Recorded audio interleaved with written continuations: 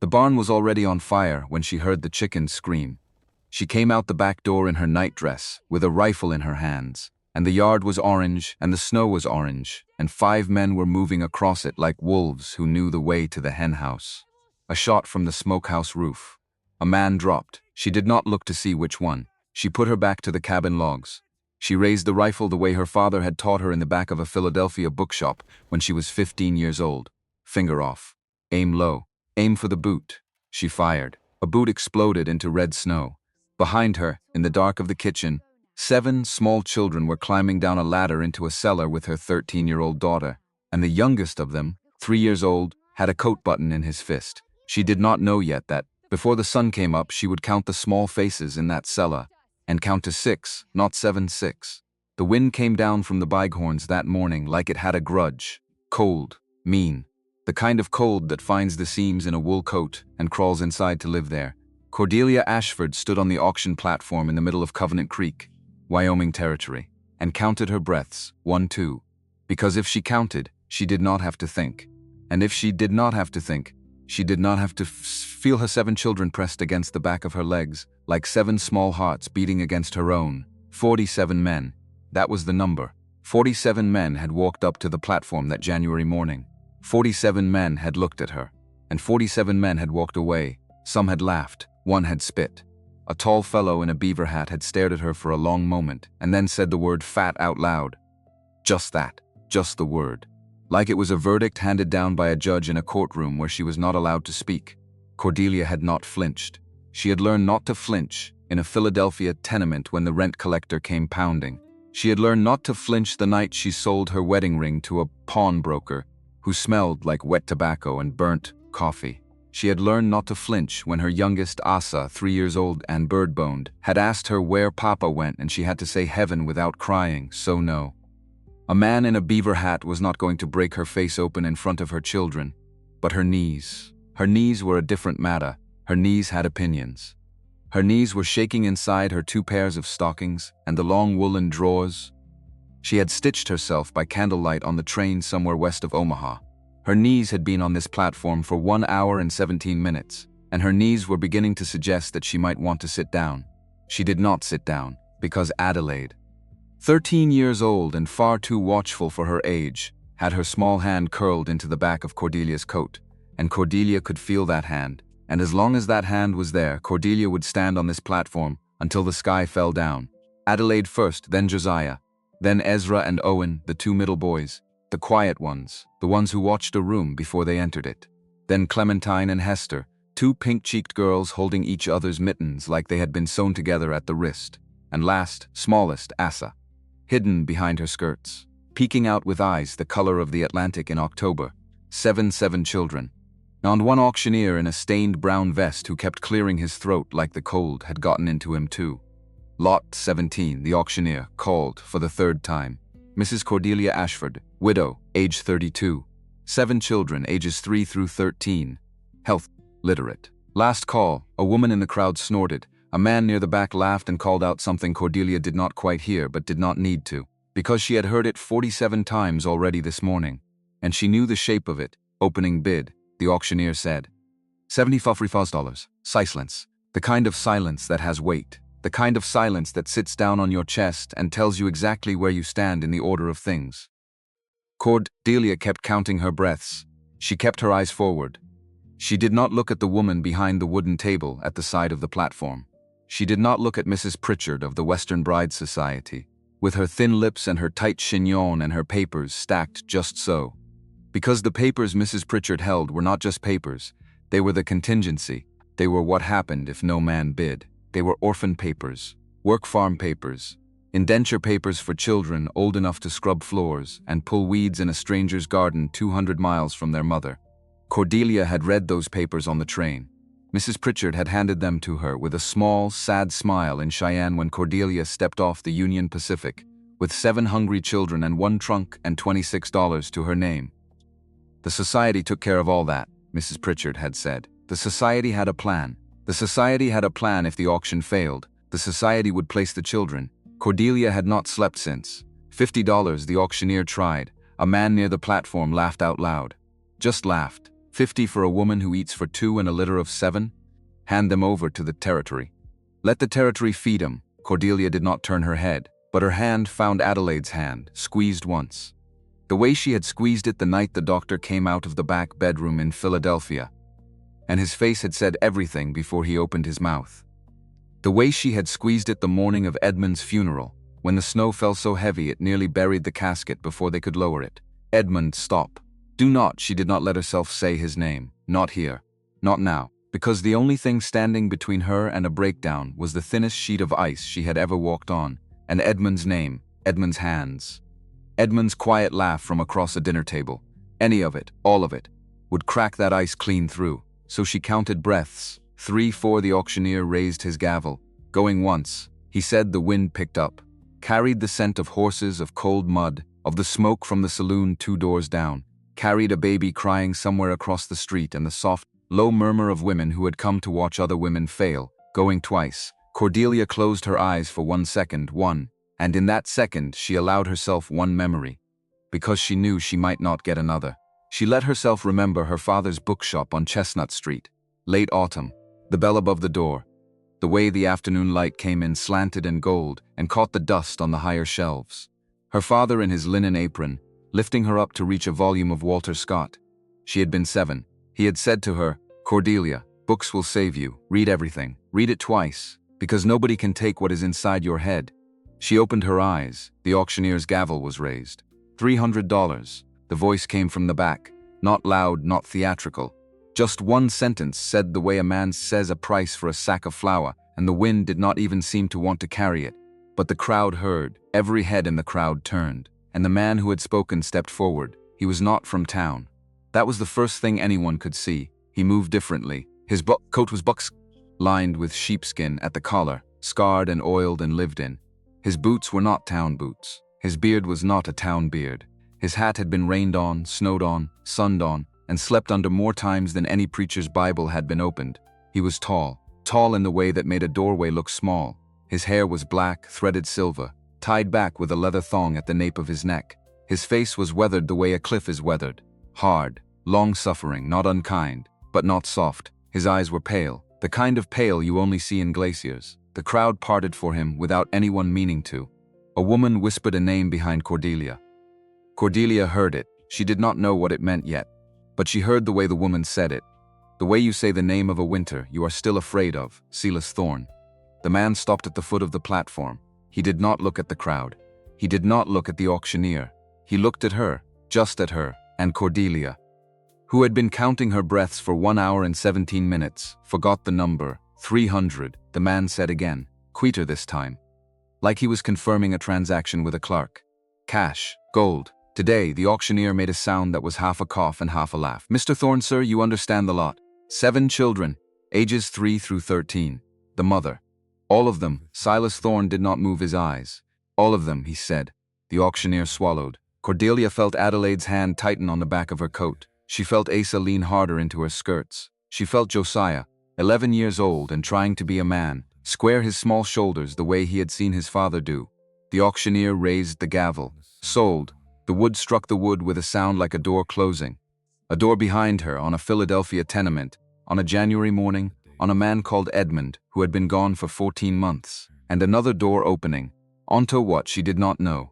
Onto whom she did not know. Onto a man in a buckskin coat the town whispered about in the kind of voice you save for ghosts. $300. She had been worth $300 to a stranger. She did not know whether she had been saved.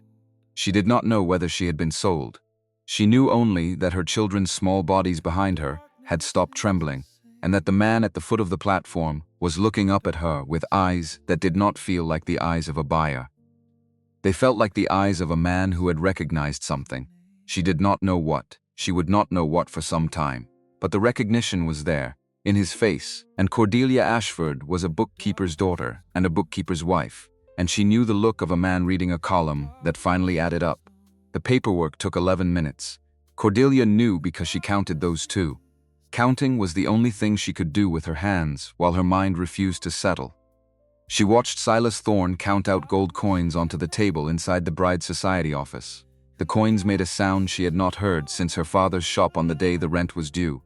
A bright, clean, weighty sound. The sound of a problem solved. She watched Mrs. Pritchard's hand close over the coins.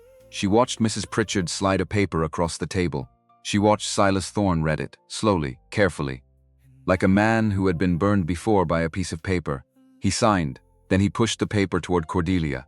She picked up the pen, her hand was steady, which surprised her, because the rest of her was not steady at all.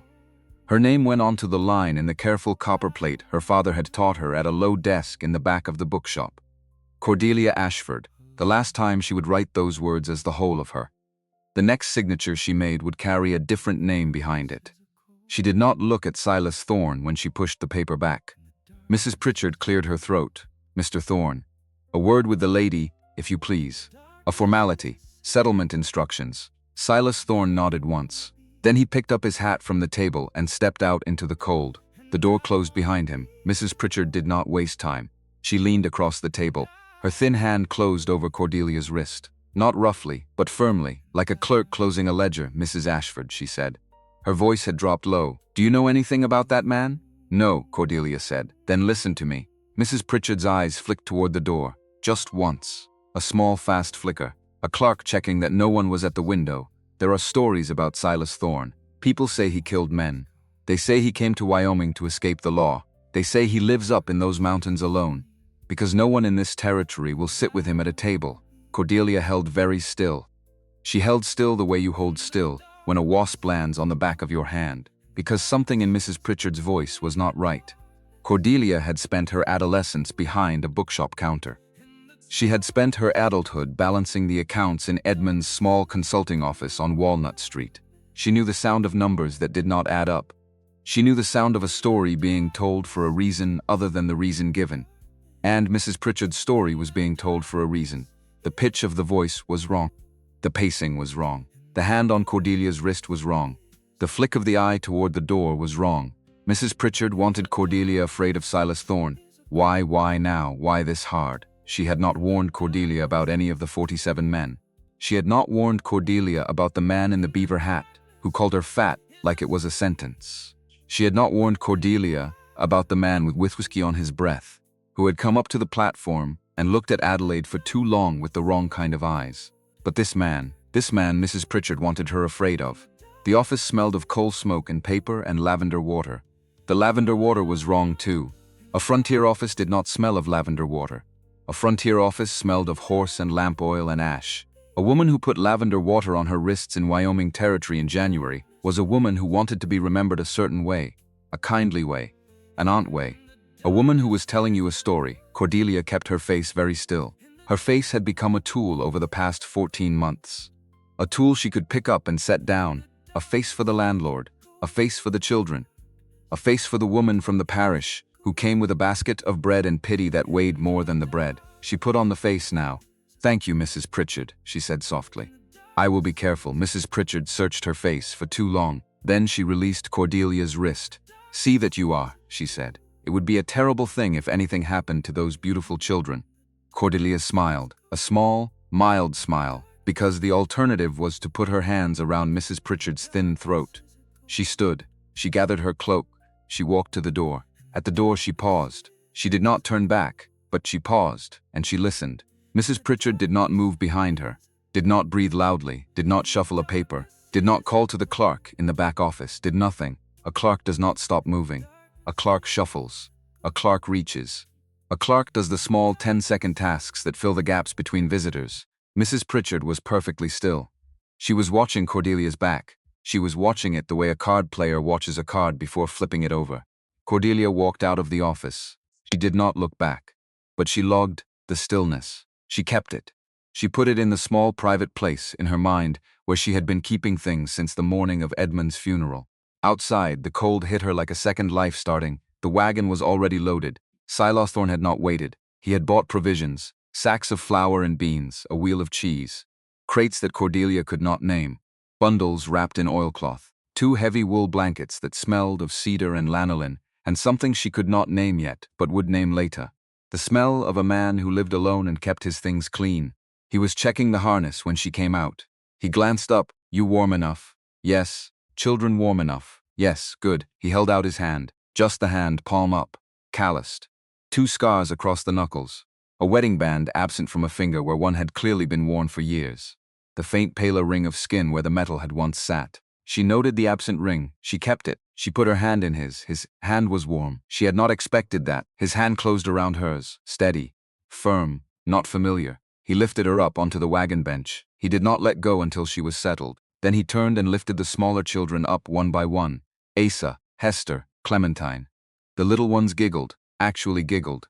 The first sound of giggling Cordelia had heard from her children in months. She watched him. She could not stop watching him. This man, this stranger, who had paid $300 for a woman the town called fat and a litter of 7 children the town called a plague. Why? Stop, she thought. Stop asking. Get on the wagon. Drive. But she could not stop asking, because nothing about this added up. And Cordelia Ashford had been raised by a man who taught her that when numbers did not add up, you did not look away from the numbers. You looked harder. They left Covenant Creek before noon. The town fell behind them like a coat slipping off a chair. Cordelia did not look back. The land opened, Wyoming opened. Cordelia had read about the West in her father's books. She had read Fremont and Parkman. She had read the dispatches in the newspapers when she could afford the papers, which had not been often. Lately, she thought she knew what the West would look like. She had been wrong. The West did not look like a description. The West looked like the inside of a cathedral somebody had pulled apart and laid down across 1,000 miles of ground. Sage stretched as far as she could see. Silver green, bitter smelling, pocked with patches of dirty old snow. Beyond the sage rose the foothills, dark with pine and juniper. Beyond the foothills, the mountains. White-topped, cruel-edged, beautiful in the way a knife is beautiful when the sun catches the blade. She had never seen anything so big. She had never felt anything so small. In the wagon bed, the children were quiet. Adelaide sat with her back against the side rail, watching Silas Thorne's back, just watching. Cordelia knew that look. That was the look Adelaide had worn the night Edmund did not come home from work. That was the look Adelaide had worn the day they sold the dining table and the rug and the framed lithograph that had hung above the mantel. Adelaide was reading the man. Adelaide was 13 years old going on 40, and Adelaide was reading him. Josiah sat near the back of the wagon with his hand on a coil of rope, like the rope was a tool he could use if he needed one. He was 11. He had decided to be the man of the family the morning of his father's funeral. Nobody had asked him to. He had just decided. And Cordelia had not been able to undecide him since Ezra and Owen sat shoulder to shoulder.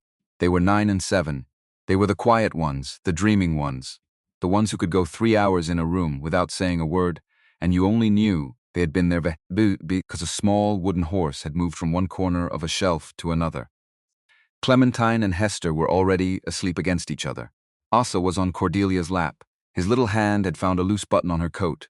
He turned the button between his fingers, over and over, like a worry stone.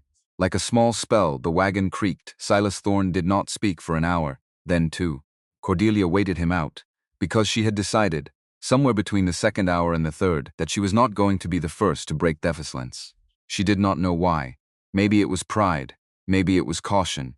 Maybe it was the small, low, unfamiliar thrum in her chest that she did not have a name for yet, but she would not speak first. He spoke first. You read, just that, a statement. Not a question. Cordelia stiffened, very slightly. How would you know? Posture. She turned her head. He did not turn his. He sat on the bench beside her, eyes on the horses, eyes on the trail, eyes on the long fold of the land where it bent west into the foothills. He did not look at her. Posture, she repeated. You judge a woman's reading by her posture. Sometimes that is the strangest thing anyone has ever said to me. You have not been around long. She laughed. She actually laughed. A short, surprised, almost involuntary sound. The kind of laugh you laugh when you have not laughed in 14 months and your own voice startles you. He glanced at her. Just once. Just for a second. And then he looked back at the trail. But she had seen the corner of his mouth move. Not a smile. The shape that a smile might leave behind. If a smile had walked through a room and left only its shadow. Mr. Thorne, she said. How does posture tell you a woman reads? Spine, my spine, long, straight. You sit like the chair has a back. She blinked. That is not most women out here, I see. Out here, women sit forward, lean in. Working women. Their backs don't get the chance to learn what a chair is for. You sit with your back against the bench, your shoulders pulled. The way a body sits when it has spent years reading at a desk and writing at a desk and minding accounts at a desk. You have a desk back, Mrs. Ashford. She did not know what to say to that. She had not known her back told a story. "Thank you," she said, because she did not know what else to say. And because it was, somehow, a kind thing he had said. The kind of kind thing she had not heard since stop. Do not. She did not let herself finish the thought. He nodded once, the wagon creaked on. Behind them, Adelaide had moved. Cordelia felt it, more than saw it. Adelaide had shifted forward in the wagon bed. Adelaide had heard the exchange, and Adelaide, 13 years old and watching, was now building a picture of Silas Thorne the way a clerk builds a column. Cordelia knew her daughter. Adelaide was building him in, just as Cordelia was, just as Cordelia had to. The storm came down off the Bighorns at dusk on the first day. Not a slow storm, not a polite storm, a mountain storm. A storm that decided the sky belonged to it, and the ground belonged to it, and the wind would carry whatever message it wanted carried. The first flakes were lazy, the next were not. Inside 10 minutes the trail was white. Inside 20, Cordelia could not see the led horse's ears. She felt Silas Thorne shift on the bench beside her. "How far?" she said. "Cabin," he said. "Half a mile. Maybe less. There is a cabin, trappers. Empty since fall. I checked it on the way down. You came this way for me," he did not answer. Which was an answer. She had not known until that moment that he had come this way deliberately. That he had passed the cabin 3 days ago and noted it. That he had ridden into Covenant Creek with the cabin in mind. The shelter, the route home.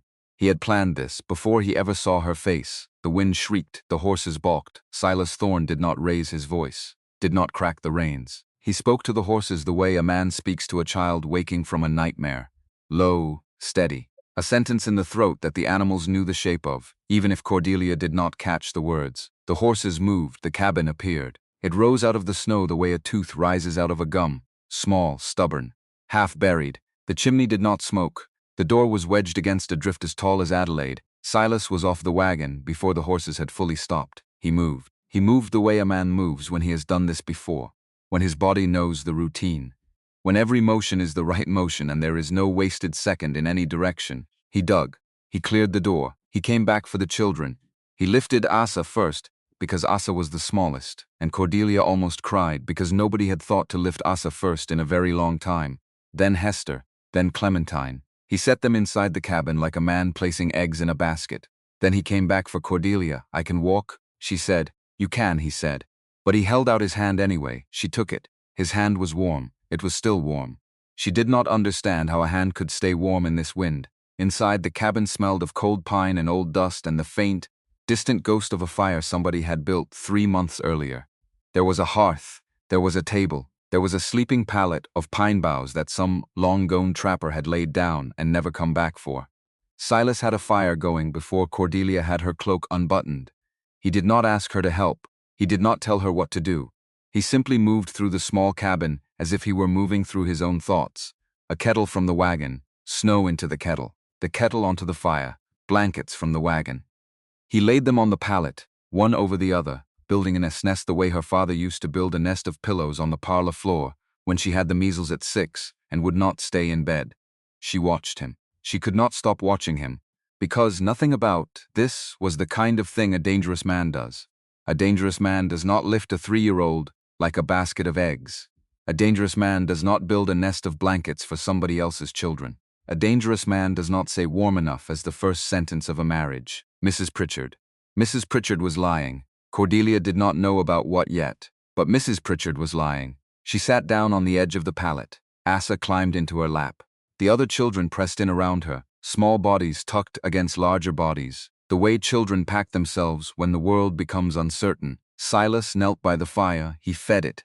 He fed it the way a man feeds a fire that has saved his life before. The flame grew. The room warmed. The wind screamed outside, and inside. Somewhere between the fire and the children and the man across the room, Cordelia felt the first thaw of something she had been holding clenched in her chest since the morning of Edmund's funeral. She did not let it open. She could not let it open, not yet, not here. But she noted, with the part of her mind that always noted things, that it was beginning to want to. She heated stew from a small tin pot in his pack. She fed it to the children with a wooden spoon. The little ones ate without speaking.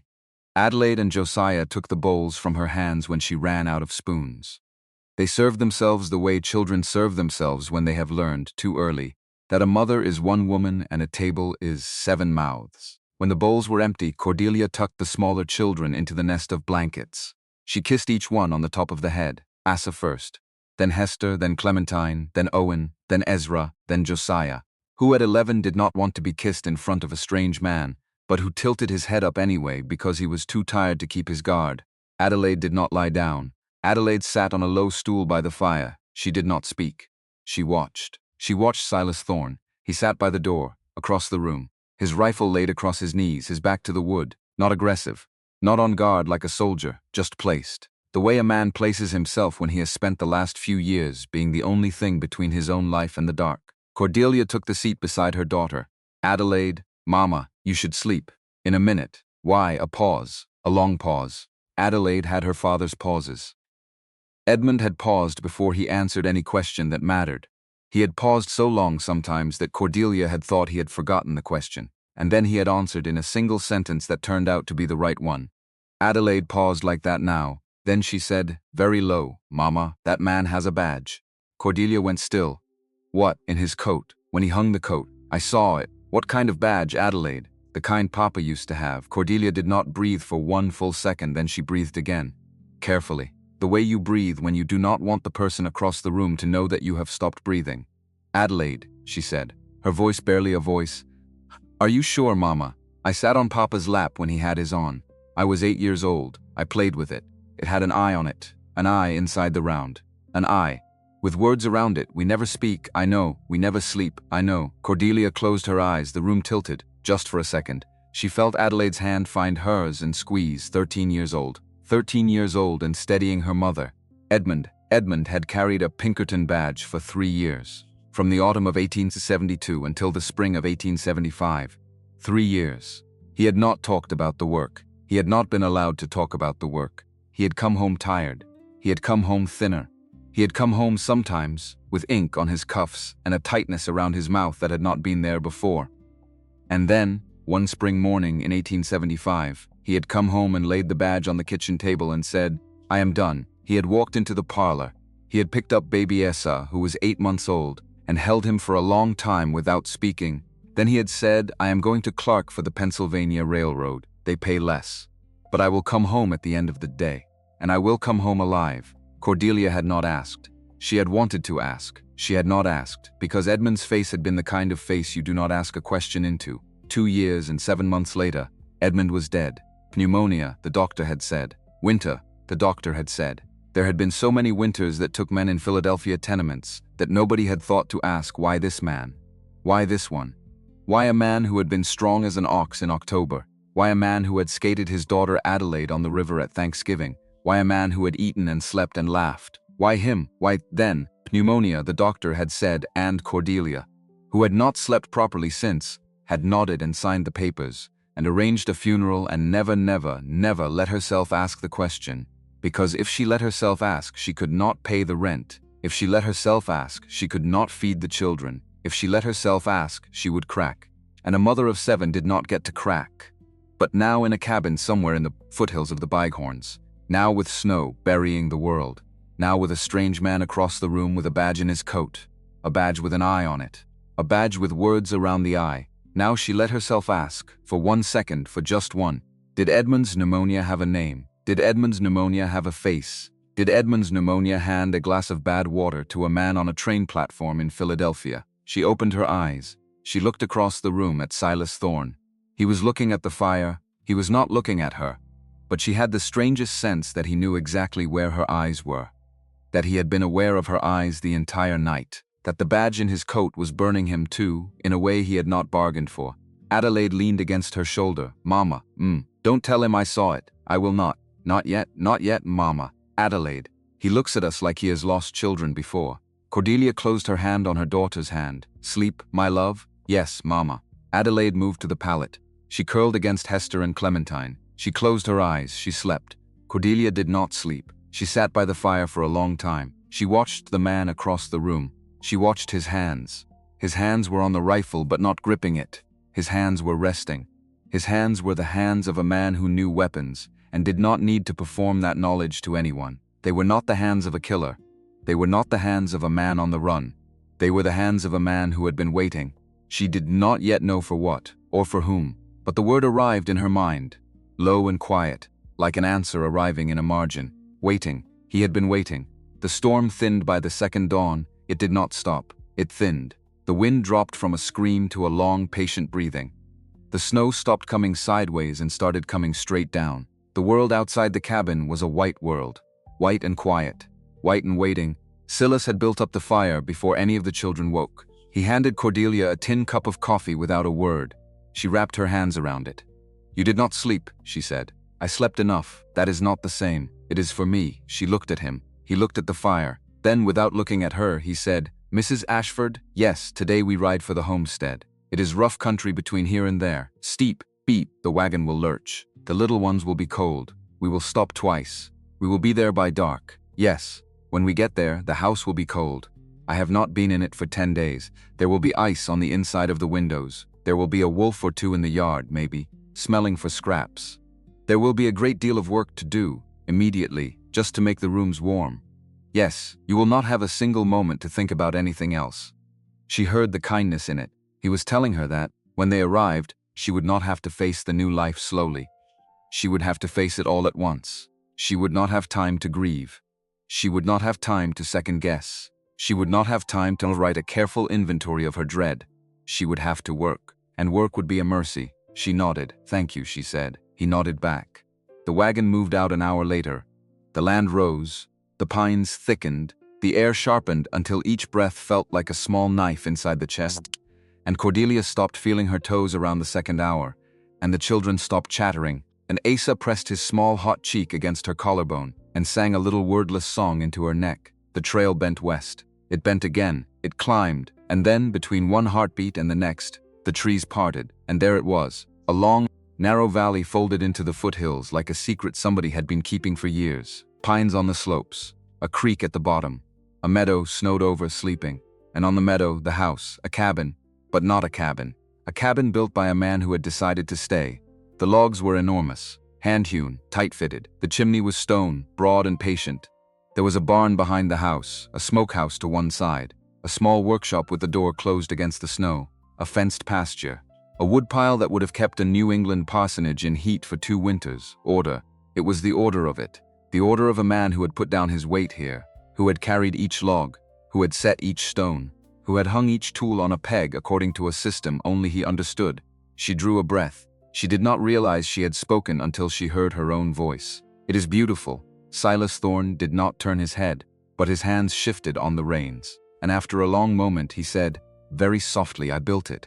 I built it for someone." She did not ask for whom. She knew somehow, the way you know a thing in your bones before you know it in your mind, that the someone he had built it for was no longer alive. The children spilled out of the wagon like water out of a cracked pitcher. Even Asa, who had been silent for 2 days, lifted his face and made a sound that was almost laughter. Silas Thorne carried the smaller ones inside. He set Hester down beside the cold hearth. He set Clementine down beside Hester. He set Asa down last, kneeling for one quiet second to settle the small boy's coat collar with his enormous hand. Then he stood. He looked at Cordelia. His face had not softened. His face did not seem to know how to soften. But his eyes were not the eyes she had seen in the auction crowd. They were not the eyes she had seen by the cabin door in the middle of the night. They were tired. Tired in a way that meant he had been carrying something for several years and had not been able to set it down. "Welcome home, Mrs. Ashford," he said. Cordelia could not speak. She could only nod. The next 2 hours were a blur of motion. Fires laid, water boiled, beds shaken out, mice chased from the pantry. Adelaide, brisk and capable, organized the smaller children into a small army of cleaners. Josiah hauled wood. Ezra and Owen, suddenly braver, went after the cobwebs in the corners with 2 old rags. By dusk, the cabin was warm. By full dark, the children were fed. By an hour past dark, the children were sleeping. All 7 of them, piled into the larger of the 2 back rooms, a great heap of arms and legs and quilts and small breaths. Silas had set up a pallet for himself in the workshop. She had not asked. He had not offered an explanation. He had simply lifted his blanket roll, nodded once at her, and walked out the back door into the dark. She had watched the small lantern of the workshop bloom, yellow across the snow. She had watched him close the workshop door. He had given her the house. He had given the children the warm room. He had given himself the workshop. For one moment, standing in the warm kitchen of a strange house, in a strange valley, in a strange territory, with 7 children breathing in the back room, Cordelia thought, This is the first kindness anybody has done me since stop. Do not. She did not finish the sentence. But the sentence stayed in the room with her. She did not put it away. It sat on the rocker by the fire like a fourth person in the room. She walked through the cabin with the lamp in her hand. She walked it the way a woman walks a house she has been given. Slowly, marking what was there, marking what was missing. The kitchen had a long pine table, scrubbed clean. The cupboards were stocked with sacks of flour and beans, and a wheel of cheese and a crock of honey. The honey she stopped at. A man who lived alone did not lay in honey by the crock. A man who lived alone used molasses. A man who lived alone did not keep 2 pounds of clean white sugar in a chapel-shaped tin. But here was the sugar, in its chapel. She closed the cupboard. She did not know yet what this meant. She knew it meant something. The parlor had a rocking chair and a long shelf of books. She lifted the lamp to the shelf. Bunyan, Defoe, a Bible, 3 volumes of Plutarch's Lives, a copy of Walden in dark cloth, a copy of The Pilgrim's Progress with a child's name written inside the cover in a careful, square hand. She did not let herself read the name. She closed the book. She set it back. She finished her circuit. She came back into the kitchen. She banked the fire. She stood at the window with the lamp in her hand and looked across the yard at the small yellow square of the workshop window. He had not put the lamp out. He was still awake. He had been alone in this house for several years. He had not been alone tonight, and there was something in the way the workshop lamp glowed across the snow that told her he was thinking. The way she was thinking. That the world had changed in the past 2 days. And he did not yet know what to do with it. She finally crossed the yard at 9:30. The snow was crisp. The stars were enormous. She had never seen so many stars. She had grown up under Philadelphia's smoky sky. She had not known how many stars there really were. She knocked on the workshop door. He opened it on the second knock. He was in his shirt sleeves. He had a small lamp lit. He had a book open on a little plank desk. The book was Robinson Crusoe. She noticed this. She kept it. Mrs. Ashford, Mr. Thorne. Are the children all right? Yes. Are you cold? No. Then? She drew a breath. She had practiced this sentence 3 times in the yard. She had still not been sure she would say it. She said it, Mr. Thorne. You were a Pinkerton. His face did not change, which told her everything. Because his face did not change the way the faces of men who are not Pinkerton agents change when you accuse them of being a Pinkerton agent. Those faces laugh. Those faces frown. Those faces ask, what on earth do you mean? His face just looked at her. The way the face of a man looks when he has been waiting a long time to be asked a question, and is at last being asked it. How do you know, he said. My daughter, Adelaide. Yes, she saw it, last night, in the coat, yes. He set the book down, slowly, like it might mind being moved. He looked at the lamp, then he looked back at her. And how did your 13-year-old daughter recognize a Pinkerton badge in the dim of a trapper's cabin? Mrs. Ashford. She felt her chin lift, a small, defiant motion she did not know she still had in her. Because, she said quietly, her father carried one for 3 years. He went still, truly still. The kind of still a man goes when a sentence has hit him in the chest in a way no fist could. Her father, he said, slowly. Your husband, Edmund Ashford. Ashford, yes. In Philadelphia. In Philadelphia. From the autumn of 1872 to the spring of 1875, he sat down not gracefully. Not the way a man sits when he means to sit. The way a man sits when his knees, suddenly, have stopped doing their job. He sat on the small bench by the desk and put one hand over his eyes. For a long moment, he did not speak. She did not press him. She did not need to. She had been a bookkeeper's daughter and a bookkeeper's wife. She knew how to wait in a silence for the silence to do its work. When he lowered his hand, his eyes were not the eyes of a stranger anymore. They were the eyes of a man who had been alone for a long time and had just discovered that he might not have to be Edmund Ashford, he said, almost to himself. Sweet God in heaven, you knew him. I worked with him. You worked with him. He cleaned a set of books for me in the spring of 1874. Books I could not have read on my own. Books I could not have understood without him. He found me a name in those books, Mrs. Ashford. A name I had been looking for. What name? He looked at her. He looked at her for a long, terrible second. Then he said it. Pritchard. The world tipped sideways. The lamp flame flickered. The wind outside the workshop moved through a high branch, and the branch made a sound like a sigh. Cordelia sat down, slowly, on a low stool by the door. Mr. Thorne, she said. Mrs. Ashford. My husband did not die of pneumonia. He looked at her. He did not say anything. He did not have to. His face had the answer in it. His face had been carrying the answer for years. She closed her eyes. The thing in her chest that she had been holding clenched for 14 months opened. Just a little, just enough. A small, dangerous opening.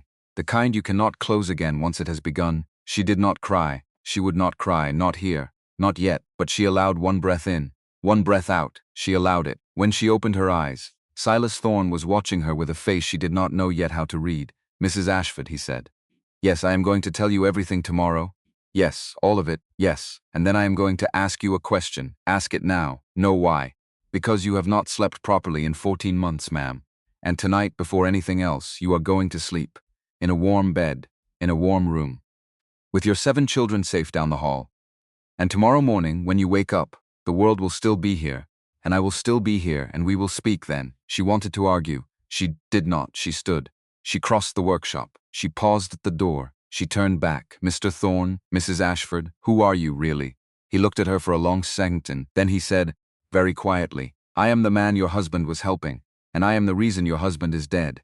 She did not respond. She did not know how. She nodded once. She walked out into the snow. She crossed the yard. She let herself into the warm kitchen of the strange new house. She stood by the banked fire for a long, long moment, with her hands open at her sides. And then she went into the back room, and she lay down beside her 7 children. And she did not sleep, but she did not cry. She just lay there, listening to the small breaths, listening to the wind, listening. Somewhere in the distance, to the low, almost imperceptible hum of a life she had not chosen, and had not asked for, and had not believed in, beginning, whether she was ready or not, beginning. Outside, the workshop lamp burned until well past midnight.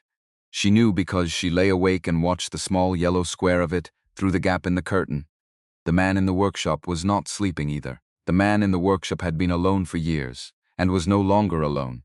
The man in the workshop was sitting on a low bench with a broken Pinkerton badge in his hand, and he was looking at the badge, and he was thinking about a quiet young accountant from Walnut Street who had once found him a name in 3 days. A name no Pinkerton agent had been able to find in 3 years.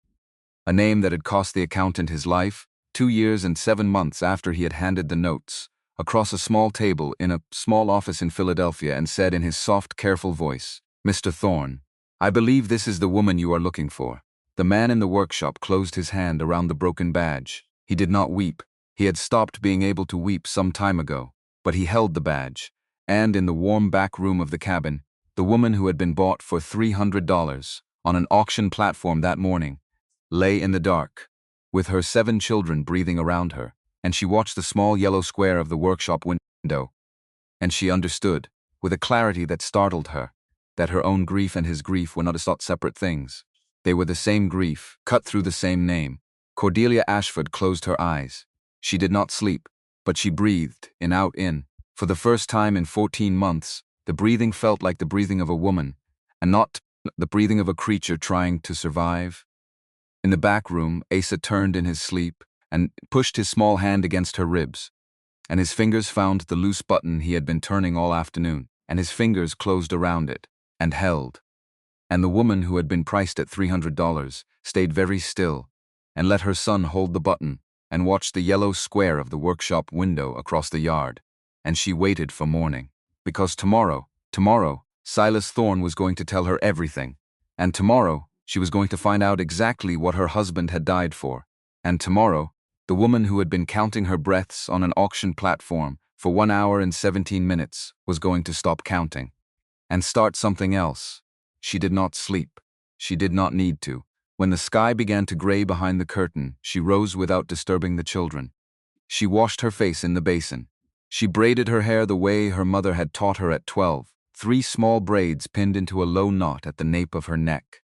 She put on her good wool dress because she did not have a better one, and because the conversation she was about to have did not deserve the rag she had slept in.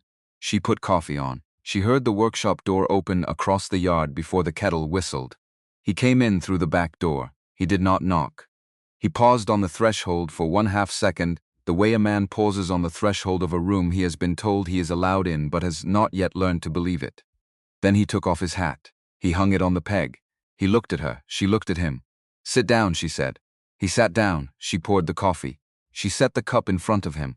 She sat across from him at the long pine table. She did not put cream in his coffee. She did not know how he took his coffee. She did not ask. There was as time later for the small intimate facts. There was no time now for anything that was not the truth.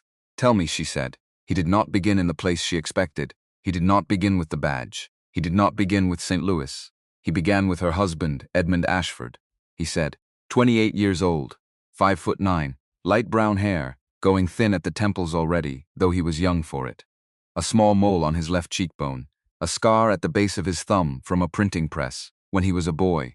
A voice so quiet you had to lean forward to catch the end of his sentences. A mind that did not let a column close until the column was clean. Cordelia put both hands around her coffee cup. She did not lift the cup. She listened. I met him in the spring of 1874, Silas said. I was 36. I had been with the agency for 12 years. I had been working a long case. Girls disappearing out of the riverfront tenements in St. Louis. Irish girls, German girls, 11 of them in 3 years. The police said they had run off to be servants in Chicago. The police said a great many things, Mrs. Ashford, that did not match the books. The books, there was a society, a bride society, the Western Bride Society, headquartered in St. Louis at that time. It had ledgers. I got my hands on a set of those ledgers in the autumn of 1873. I could read English numbers. I could read a balance sheet. But the ledgers had been doctored. They had 2 columns where there should have been 1. They had names that did not match the city directory. They had payments going to addresses that did not exist. You needed an accountant. I needed a particular kind of accountant. A man whose mind would not stop on a wrong column. A man who would chase a wrong column until the wrong column was made right. And you found one. A judge I knew. Rourke. He said there was a young man in a small office on Walnut Street who could read a ledger sideways. Said the young man had a kind of mind. Said his name was Ashford. You came to our office. I came to your office. 2 afternoons. The spring of 1874. I gave him the ledgers. He took them home with him the first night. He came back the next afternoon with 3 pages of notes. 3 pages. He had found me a name in 3 days, Mrs. Ashford. A name I had been trying to find for 2 years. Cordelia closed her eyes for 1 second. She remembered. 2 afternoons in the spring of 1874. Edmund had come home late on the first of them. He had not eaten. He had taken the lamp and gone into the small front room and had not come out until past midnight. She had stood in the hallway in her nightgown and watched the strip of light under the door. She had wanted to knock. She had not knocked. Edmund did not want to be knocked on when the lamp was burning. The next day he had not come home until 10 o'clock. He had eaten cold supper standing at the sideboard. He had said in his quiet, careful voice, Cordelia, I am going to be at the office late for a few days. I am sorry. She had said, of course. She had not asked. She had not asked. She opened her eyes. Pritchard, she said. Yes, he found Pritchard's name. Yes, and what did you do with the name, Mr. Thorne? Silas looked at his hands. He looked at his hands for a long time. Then he said, I took the notes to my superior. Yes, and he put them in his desk. Yes, and he told me to walk away. Yes, and I did not walk away. No. 6 months later, the 2nd week of October, 1874, my house burned down. The kitchen was so quiet she could hear the small hiss of the lamp. My wife and son were inside. Yes, they had been gagged. Yes, it was not an accident. No, he did not look at her. He looked at the table. I came home from a meeting at 9 o'clock. The house was a column of flame. The neighbors had a bucket line. The bucket line was not making any difference. The house had been built of pine. It went up like kindling. By the time I reached the front porch, the roof was on the floor of what used to be the kitchen. He stopped, he breathed in, he breathed out. There were boot prints in the alley behind the house. Mrs. Ashford. 3 sets. 2 of the prints had a notched heel. The Pinkertons used a notched heel on their winter boots that year to mark them against the regular police. Your own people, my own people. Why? Because Pritchard had been paying somebody inside the agency for a long time, and my report on the ledgers had finally made it expensive to let me live. Cordelia closed her eyes. She let one breath in. She let it out. She did not cry. She did not have time to cry. She had to think, because if Pritchard had paid to have Silas's family killed in 1874, what had Pritchard paid to do to Edmund 3 years later? She opened her eyes. Silas. It was the first time she had called him by his given name. He did not seem to notice. Or he noticed, but he let it pass. Yes, my husband did not die of pneumonia. I do not believe he did. Then what? I do not know exactly. I have a theory, tell me. After my house burned, I went underground for 6 months. I came back into the city quietly, in the spring of 1875. I went to see your husband. He was alive. He was well. I told him what had happened. I told him to forget my name. I told him to forget the ledgers. I told him to burn the 3 pages of notes, did he? He said he would. But Edmund Ashford was a man with a kind of mind, Mrs. Ashford. A A man whose mind did not let go of a problem just because someone told him it was dangerous. No. Did he keep the notes? I do not know. Did he keep working the case? I do not know. Did he write to you? He wrote to me. Twice. Once in 1876. Once in the spring of 1877. What did he write? He wrote that Pritchard was moving west. That the society was reorganizing under a new name. That the addresses were changing. He wrote that he was going to bring me his work the next time he could travel. He did not travel, he did not. Because in October of 1877 he was suddenly very ill. Yes. And in November of 1877 he was dead. Yes, Cordelia did not say anything for a long moment. Then she said very softly, my husband was murdered. Silas Thorne nodded once. I am sorry, Mrs. Ashford, Cordelia. I am sorry, Cordelia. The use of her name moved something in her chest that she had not been prepared for. She set both her hands flat on the table. She breathed, in, out, in. She lifted her chin. She said in a voice that did not shake, then I have not been brought here by accident. Have I?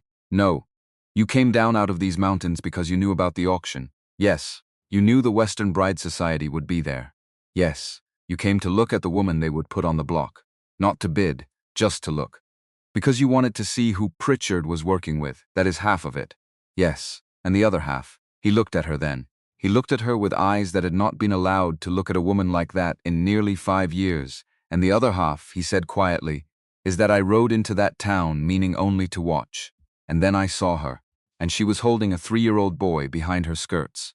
And she was standing up straight in a wind that had broken bigger men than her. And I knew, Mrs. Ashford.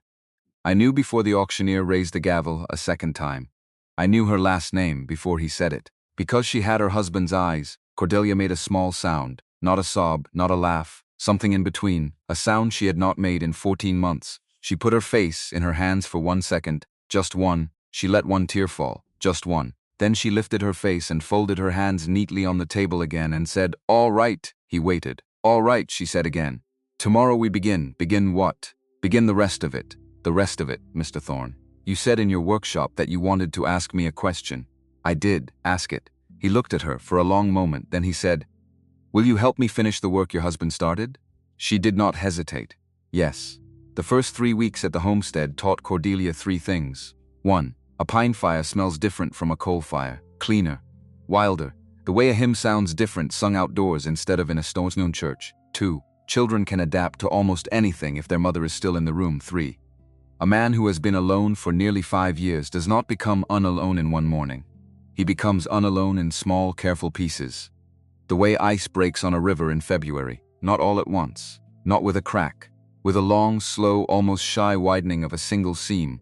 Silas Thorne did not come into the house for breakfast. Not the first morning, not the second. He left a brace of frozen rabbits on the back step before dawn. He left an armload of split kindling beside the cold porch. He left a pair of mended boots, sized for an 11-year-old boy, just inside the back door.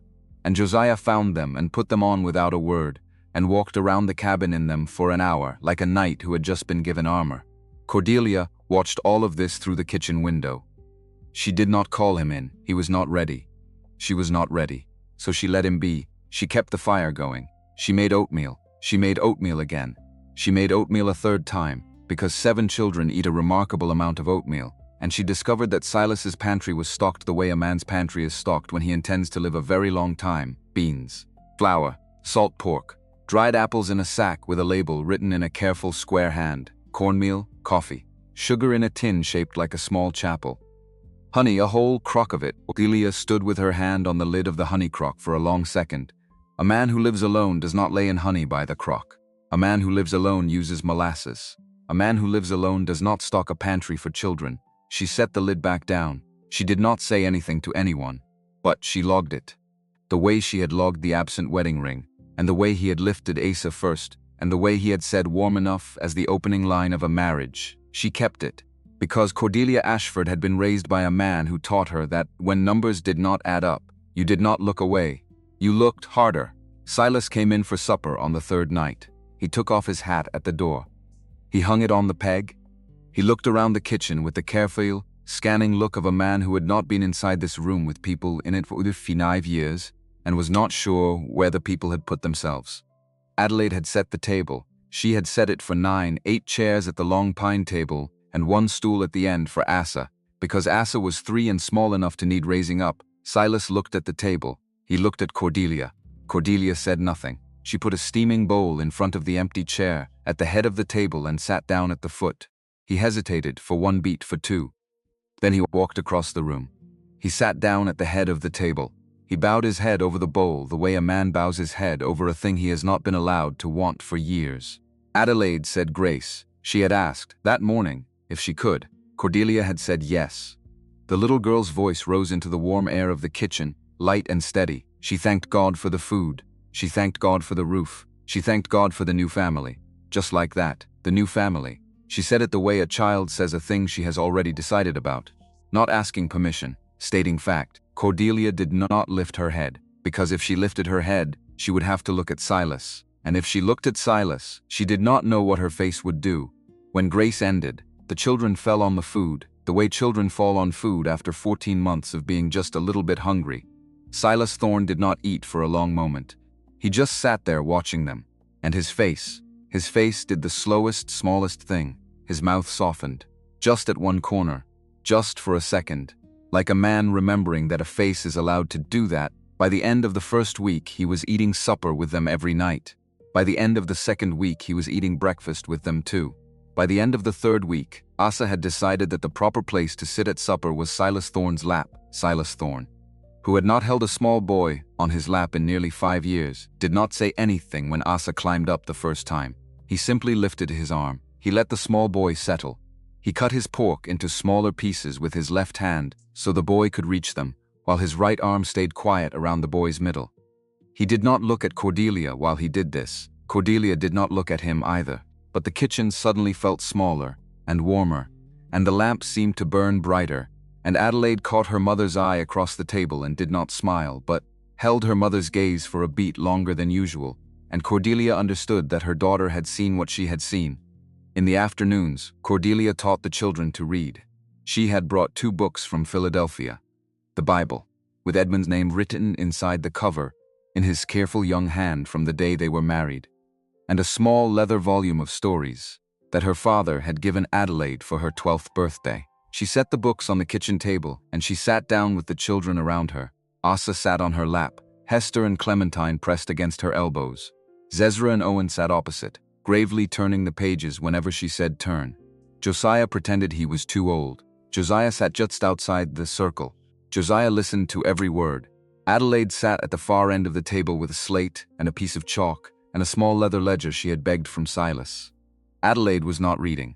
Adelaide was working on the winter accounts. Sacks of flour, pounds of cornmeal, heads of cabbage in the root cellar, tallow candles in the bin. She was learning the way Cordelia had learned, at her father's elbow, in the back of the bookshop. By doing, Silas watched all of this from the doorway sometimes. He never sat down with them. He never interrupted. He stood in the doorway with one shoulder against the frame, and a look on his face Cordelia could not read.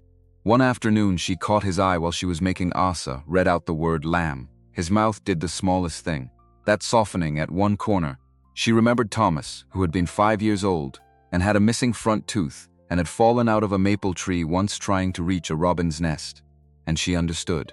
She did not look back at the page for a moment. She looked at Silas Thorne. She nodded once. He nodded back. He went back outside. In the afternoons, while Cordelia taught, Silas taught Josiah. He taught him how to load a single-shot rifle without dropping the cap. He taught him how to read tracks in a field of snow. Fox, coyote, mule deer, boot. He taught him how to know what a horse was thinking by where the horse put its ears. Josiah blossomed. That was the only word for it. Josiah, who had been carrying the world on his small shoulders since the November his father did not come home, finally had a man to walk beside him. He came in at dusk with red cheeks and shining eyes, and a piece of bark Silas had let him whittle into the shape of a duck. Cordelia watched her son set the duck on the mantel.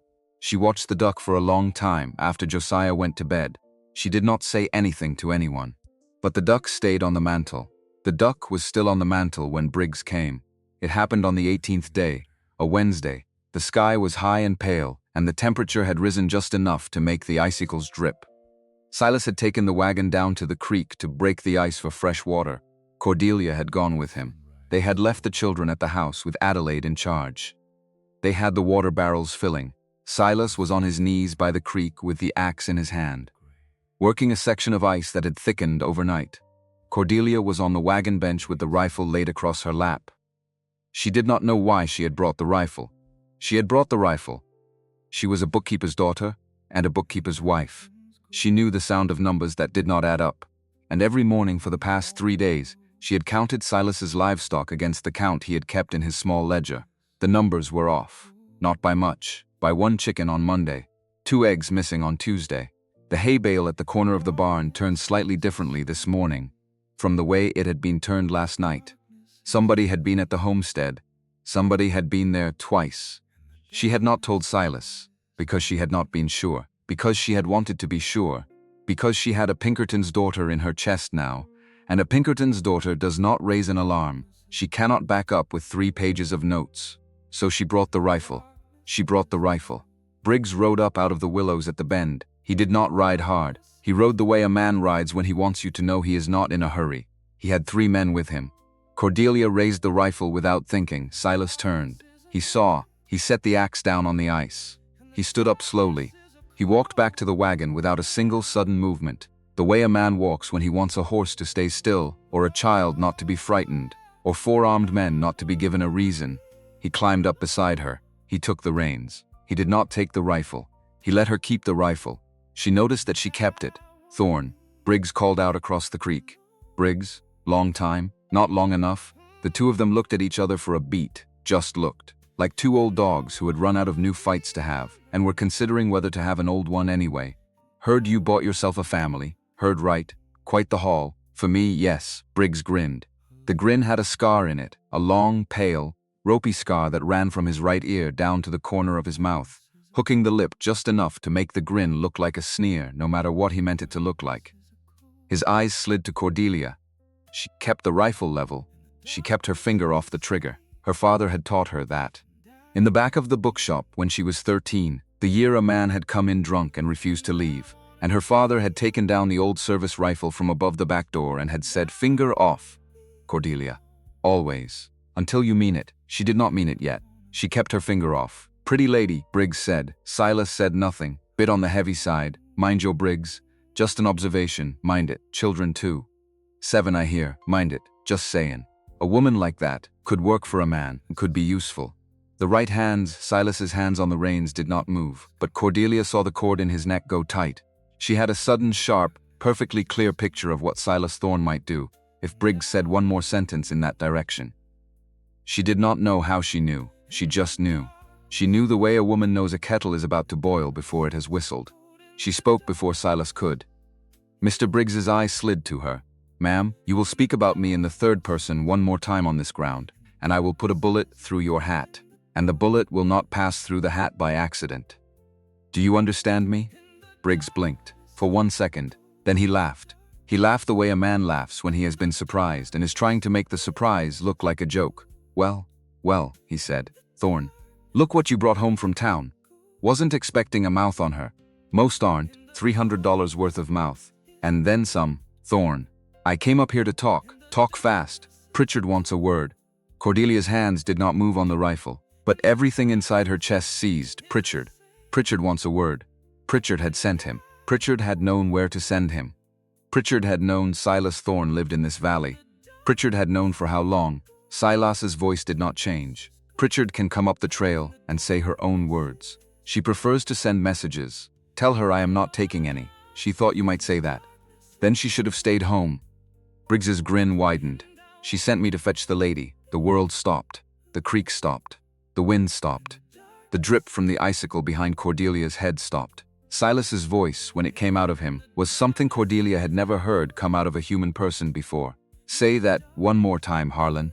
Briggs did not say it one more time. Briggs reached for the pistol on his hip. Cordelia did not think. She squeezed. The rifle barked. The hat flew off Briggs's head. The bullet had grazed the leather strap, clean off, above his right ear. Briggs's hand froze on the pistol. His 3 men jerked their reins. One of the horses reared. Snow sprayed up into the still afternoon air like a sudden flock of small white birds. Silas was off the wagon. He moved. He moved the way a man moves when he has waited 5 years. He crossed the creek in 3 strides. He had Briggs off his horse before Briggs could clear leather. The 2 of them went down into the snow in a hard, ugly grappling roll. Silas was bigger. Briggs was meaner. The 2 of them rolled. Punched, cursed, snow flew, blood appeared. Cordelia saw dimly the bright red of it. She climbed down from the wagon. She did not know she was climbing down. She found herself climbing down. The spare rifle was in the wagon bed. She did not need the spare rifle. She had her rifle. She walked across the creek. Her boots crunched. The 3 men on horseback watched her come. They did not move. Maybe because their leader was rolling in the snow. Maybe because there was something in her face. She did not know what was in her face. She did not feel her face. She felt only the rifle in her hands and the wind on her cheek and the sound of her own pulse very far away. The way you hear your pulse when you have been dreaming of an old fight. On the snow, Briggs had gotten the advantage. He had Silas pinned. His knee was on Silas's chest. His 2 hands were on Silas's throat. Silas's face was a color Cordelia had only seen once before in her life. On the face of the man who pulled Edmund out of the alley in Philadelphia on a November morning 14 months ago, before they realized the man was already gone. She raised the rifle. She used it, not as a rifle, as a club. She brought the stock of the rifle down on the side of Briggs's head, with everything inside her body that had not been spent in 14 months of stretching pennies and burying a husband and boarding a train with 7 children. Everything. Briggs went over sideways into the snow. He did not get up, not for a beat, not for 2. Silas rolled, coughed, came up onto his hands and knees, then onto his feet. He looked at her. His eyes were wet. She did not know if it was the snow or the cold or the thing inside him that the strangling had brought up. She did not ask. "You all right?" she said. "Yes, yes? Sure, Cordelia? Yes, you hit him very hard. I know, I am glad." He turned to the 3 men. "Pick him up," he said. His voice was the voice of a man who had been waiting 5 years to say a sentence in that tone. "Pick him up and put him on his horse, and ride out of this valley. And tell Pritchard I have her message. And tell her my answer to her message is no. And tell her if she sends another man up this trail, I will not send him back." The 3 men picked Briggs up. They put him on his horse. They rode out of the valley without a word. Cordelia and Silas stood in the snow for a long moment. Then she lowered the rifle. Her arms were shaking.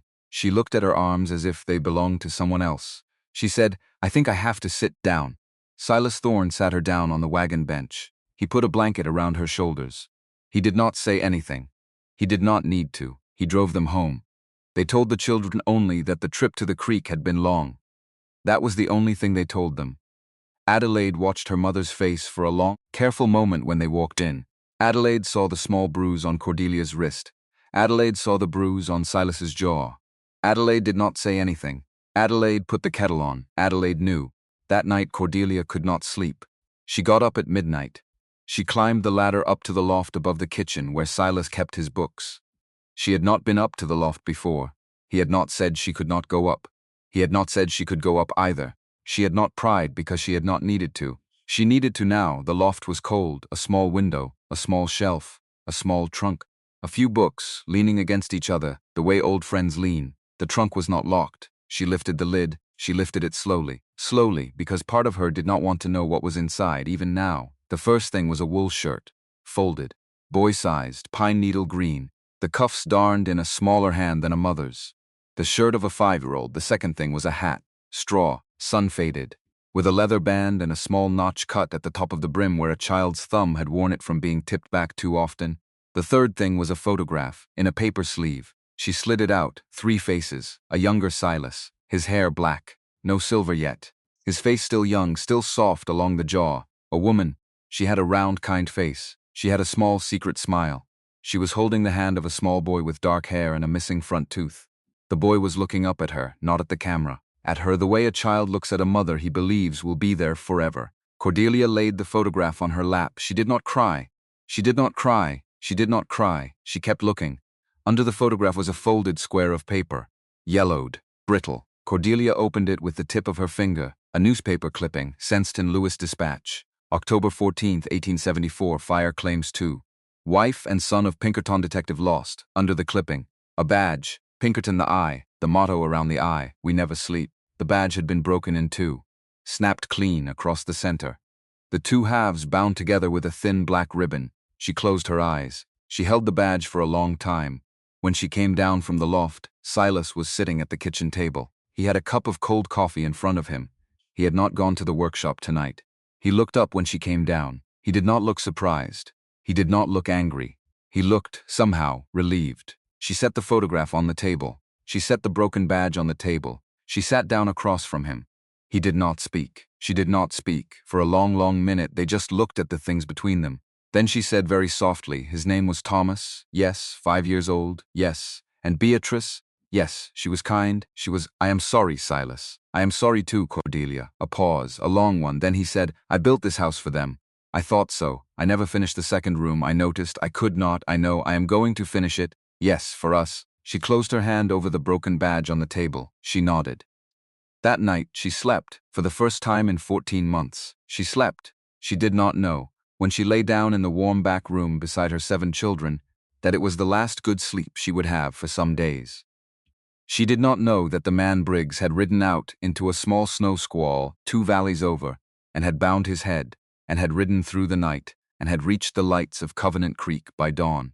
She did not know that Mrs. Pritchard, sitting in the back office of the Western Bride Society, had listened to Briggs's report with her small, tight mouth pulled into a smaller, tighter line.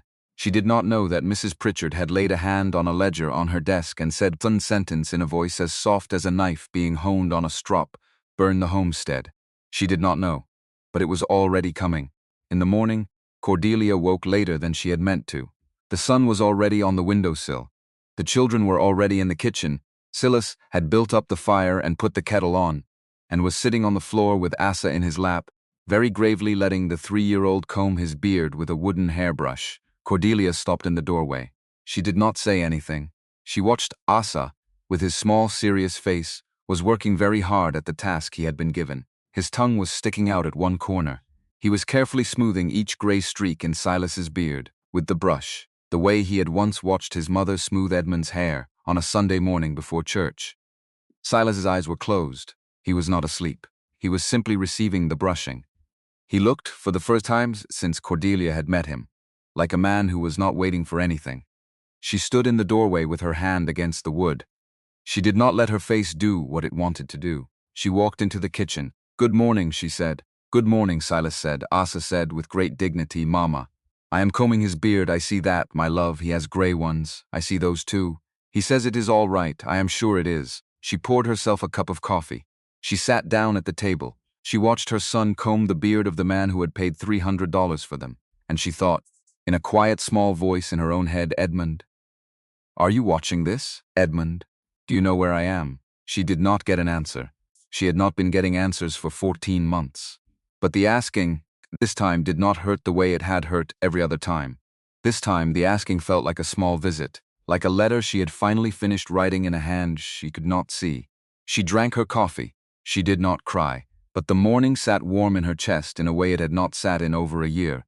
For the next 2 days, she watched the work on the second back room. Silas had decided to finish it. He had been clear about that. He started before breakfast on the first morning. He hauled lumber from the workshop. He measured, he cut.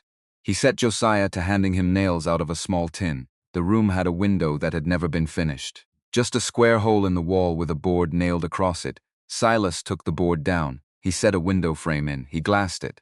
By dusk the second day, the room was framed for 2 beds. He did not tell her whom the beds were for. She did not ask, but she noticed when she stood in the doorway that the room was sized for 2 of the older children. Adelaide and Hester, maybe. Or Adelaide and Clementine. The way a man sizes a room when he thinks the rest of the house may need new arrangements soon. She did not say anything. She watched him hammer. She brought him coffee at 4 o'clock. He drank it standing in the half-built room and looking at the new window. He said, "The light comes in from the east. Yes, it will wake them up early. That is all right. They wake up early anyway, then it will do." He set the cup down. He picked up the hammer. He went back to work. She walked back to the kitchen. She put another log on the fire. She stood at the window over the dry sink and looked out across the snow at the workshop, and the smokehouse, and the long fenced pasture, and the line of pines climbing the southern ridge. She thought in a quiet, small voice she had not used in over a year, "Edmund, I think I am going to live after all." She thought, "Edmund, I do not know how to tell you this." She thought, "Edmund, he is going to find your killer. We are going to find your killer. Together, do you hear me?" She did not get an answer. She did not need an answer. She turned away from the window. She went back to her bread. She needed it harder than the bread needed. She needed it the way a woman needs when she has decided. The attack came at the hour before dawn on the 20th day. Cordelia did not hear the men. She heard the chickens. The chickens screamed in the way chickens scream when something is in the coop that does not belong in the coop. She sat up in the back room with her hand already reaching for the rifle. She had been keeping under the bed since the afternoon at the creek. Silas was already at the back door. She did not know how he had gotten there before her. She did not ask. He turned his head and saw her. He said one word, cellar. She moved. She went to the back room. She woke Adelaide first. Adelaide, take the children to the cellar. Adelaide did not ask why. Adelaide had been waiting for this. Adelaide rose in her nightgown and her shawl, and she lifted Asa straight out of his small cot, and she nudged the other children with her bare foot, and she whispered, "Up, now." No words. Cellar now. Each child obeyed her. Hester took Clementine's hand. Ezra and Owen rose together. Josiah came last, fully dressed, the little duck he had whittled in his fist like a talisman. The cellar was under the kitchen. The trapdoor was beneath the rag rug. Adelaide pulled the rug, lifted the door, sent the children down the ladder one at a time. The light from the kitchen lamp fell on her small face. She looked, in that yellow light, older than her 13 years. She had looked older than her 13 years for a long time. She looked at her mother. "Mama, yes, come with us." "Not yet, Mama." "Adelaide, you are in charge. I will come. Promise me, I promise." She kissed her daughter's forehead. Adelaide went down the ladder. Cordelia closed the trapdoor. She pulled the rug back across. She picked up the rifle. The first shot came from the barn. Silas was already out the back door. Cordelia followed. The yard was a smear of blue dark. A half moon. The snow throwing back a thin silver. 5 shapes. 5 men. They had come on foot. They had left their horses at the head of the trail. They had brought a torch. The torch was already at the corner of the barn. The hay was already going up. She heard Silas's rifle bark. She saw a man drop. She heard a second shot from a different angle. From the smokehouse roof. Silas had positioned himself well. He had positioned himself in 2 places. One man cannot be in 2 places. But a man who has spent nearly 5 years living alone in a high mountain valley has spent nearly 5 years thinking about the day men would come for him. And he had built that thinking into the way the buildings stood on this ground. Cordelia ran for the corner of the cabin. She put her back to the logs. She put the rifle up. She fired. She did not know if she hit anything. She fired again. She fired the way her father had taught her in the back of the bookshop when she was 15, and a riot had come down Chestnut Street, and her father had said, "You fire low, Cordelia. You fire at the boot. You do not fire to kill. You fire to stop. Always." She fired at the boot. A man yelled. A man went down. The barn was a column of orange. Silas was moving. He came across the yard, low-fast, his rifle on his shoulder. He stopped beside her. He took her elbow. "2 left," he said. "We're south side. Together. Together." They moved together. They moved like 2 people who had been doing this for years instead of 3 weeks. They came around the south side of the cabin. They found the 2 men trying to throw a second torch. Silas fired. 1 man dropped. The last man dropped his torch and ran. He ran into the dark. He did not come back. The barn burned. There was no saving it, Silas knew. He did not try. He went back into the yard. He went to the man who had been hit in the boot. He turned him over with his foot. The man was still alive. He was bleeding into the snow. He was muttering. Cordelia bent down. She did not know why she bent down. Something in her chest had told her to bend down. She put her ear close to the man's mouth. He muttered the same word twice, a name, then a sentence, then the name again. She froze. She straightened. She turned to Silas. Her face was white. "Silas?" "Yes." He said a name. "Whose?" He said Pritchard. Silas went very still. He said Pritchard won't let us off the hook for this. He said she has a list. He said our names are on it now. Silas crouched beside the man. He did not have to ask his question. The man was already dead. He had said his last sentence and he had gone. Silas looked up at her. His face in the firelight from the burning barn was something she could not describe. He said, "Cordelia, yes, we have to get the children to a safe place. Yes, this is not over, I know. This is just the beginning, I know." The barn burned all night. They could not save the chickens. They could save almost nothing. By dawn, the barn was a black square in the snow. The sky was rose-colored above the pines. The wind had dropped. The world looked, for one moment, falsely peaceful. Cordelia went to the cellar trapdoor and lifted it. 6 small faces looked up at her from the dark. 6, 6, not 7. She counted again. Adelaide, Josiah, Ezra, Owen, Clementine, Hester. 6. She heard her own voice from a very far-away place. She heard her own voice say, "Where is Asa?" Adelaide came up the ladder. Adelaide's face was the color of paper. "Mama, he was here, Mama, he was in my lap, he fell asleep. I held him, I was holding him. Adelaide." When? I do not know. I do not know. I do not know. I closed my eyes for 10 minutes. Maybe 15. The little ones were quiet. I closed my eyes. Adelaide. Where is the second cellar door? The cellar had 2 doors. The second door opened into the woodshed beside the kitchen. Silas had built it that way. 2 doors, so a man could get in or out. If the main door was blocked, the second door was open. The second door was a small, neat rectangle of gray morning light. Cordelia ran. She ran across the kitchen. She ran through the woodshed. She ran out into the yard. There were footprints. Adult footprints. A man's boot. Coming in, going out heavier, going out with weight, going out with a 3-year-old boy. She fell to her knees in the snow. She did not realize she had fallen until her knees registered the cold. She put her hands flat in the snow on either side of the boot prints. She did not breathe. She could not breathe. Asa. The smallest one, the one who hid behind her skirts. The one who turned a button on her coat between his fingers like a small spell. The one who sang a wordless song into her neck on the long wagon ride. The one who had been combing the beard of a near stranger only days before, with his tongue at the corner of his mouth, working very hard at being kind to a man who needed kind. Asa, a hand on her shoulder. Silas's hand. She looked up. He held a piece of paper. It had been pinned to the back door with a hunting knife. He had pulled the knife out. He held the paper. He held it the way a man holds a thing he does not want to read aloud. Cordelia, read it. You should not. Read it. He read it. His voice did not shake. His voice was the voice of a man making sure each word landed clean. Trade the mother for the boy alone. 3 days Pritchard. She did not cry. She did not faint. She did not scream. She put both her hands on the snow. She breathed in. She breathed out. She stood up. She turned to Silas. Her face was the face Edmund had once told her he had married her for. The face he had first seen in her father's bookshop. The afternoon a drunk man had refused to leave. And Cordelia, 16 years old, had walked across the shop floor and looked into the drunk man's eyes and told him, in a voice nobody in the shop had heard her use before, that he was going to leave now. And he had left that face. She put that face on. Silas, she said. Yes, saddle the horse, Cordelia. Saddle the horse. You cannot. They will. I am not going to her empty-handed, Cordelia. I am going to go and work for her. What? I am going to walk into her office. I am going to tell her my husband left me destitute. I am going to tell her the homestead burned. I am going to tell her I have nowhere to turn. I am going to beg her for a job, as a bookkeeper.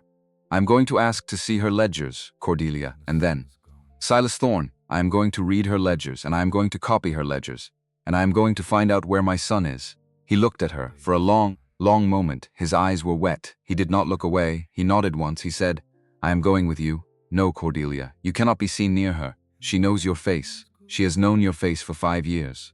If she sees you in Covenant Creek, she will know. Then what do I do? You stay here. You guard the children. You wait 3 days, and then we come for our son. He closed his eyes. He opened them. He said, all right? She walked back into the warm kitchen.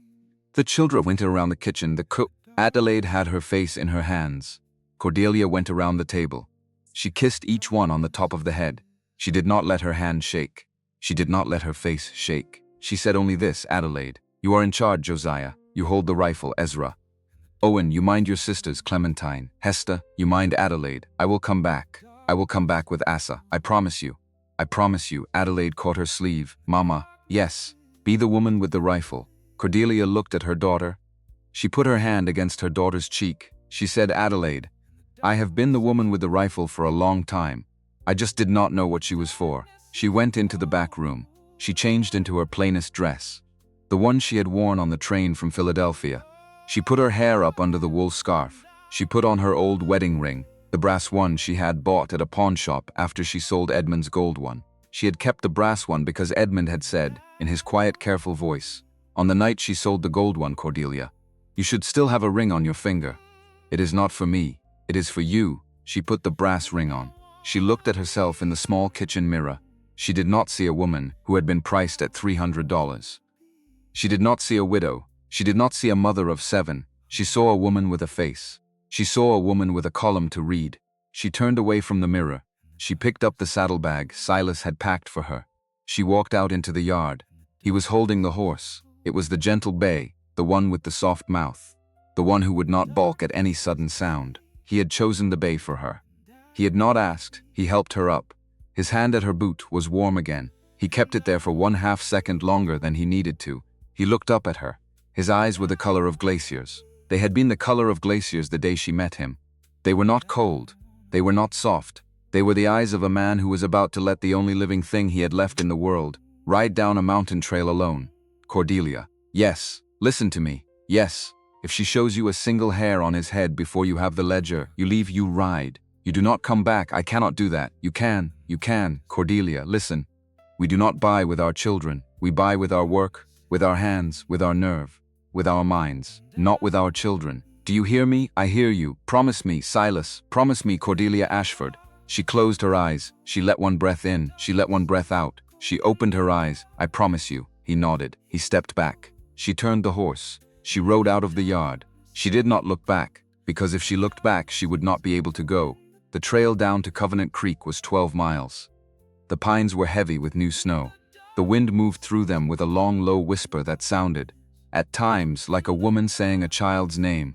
She did not let herself listen to the wind. She listened to the horse's hooves. She listened to her own breathing.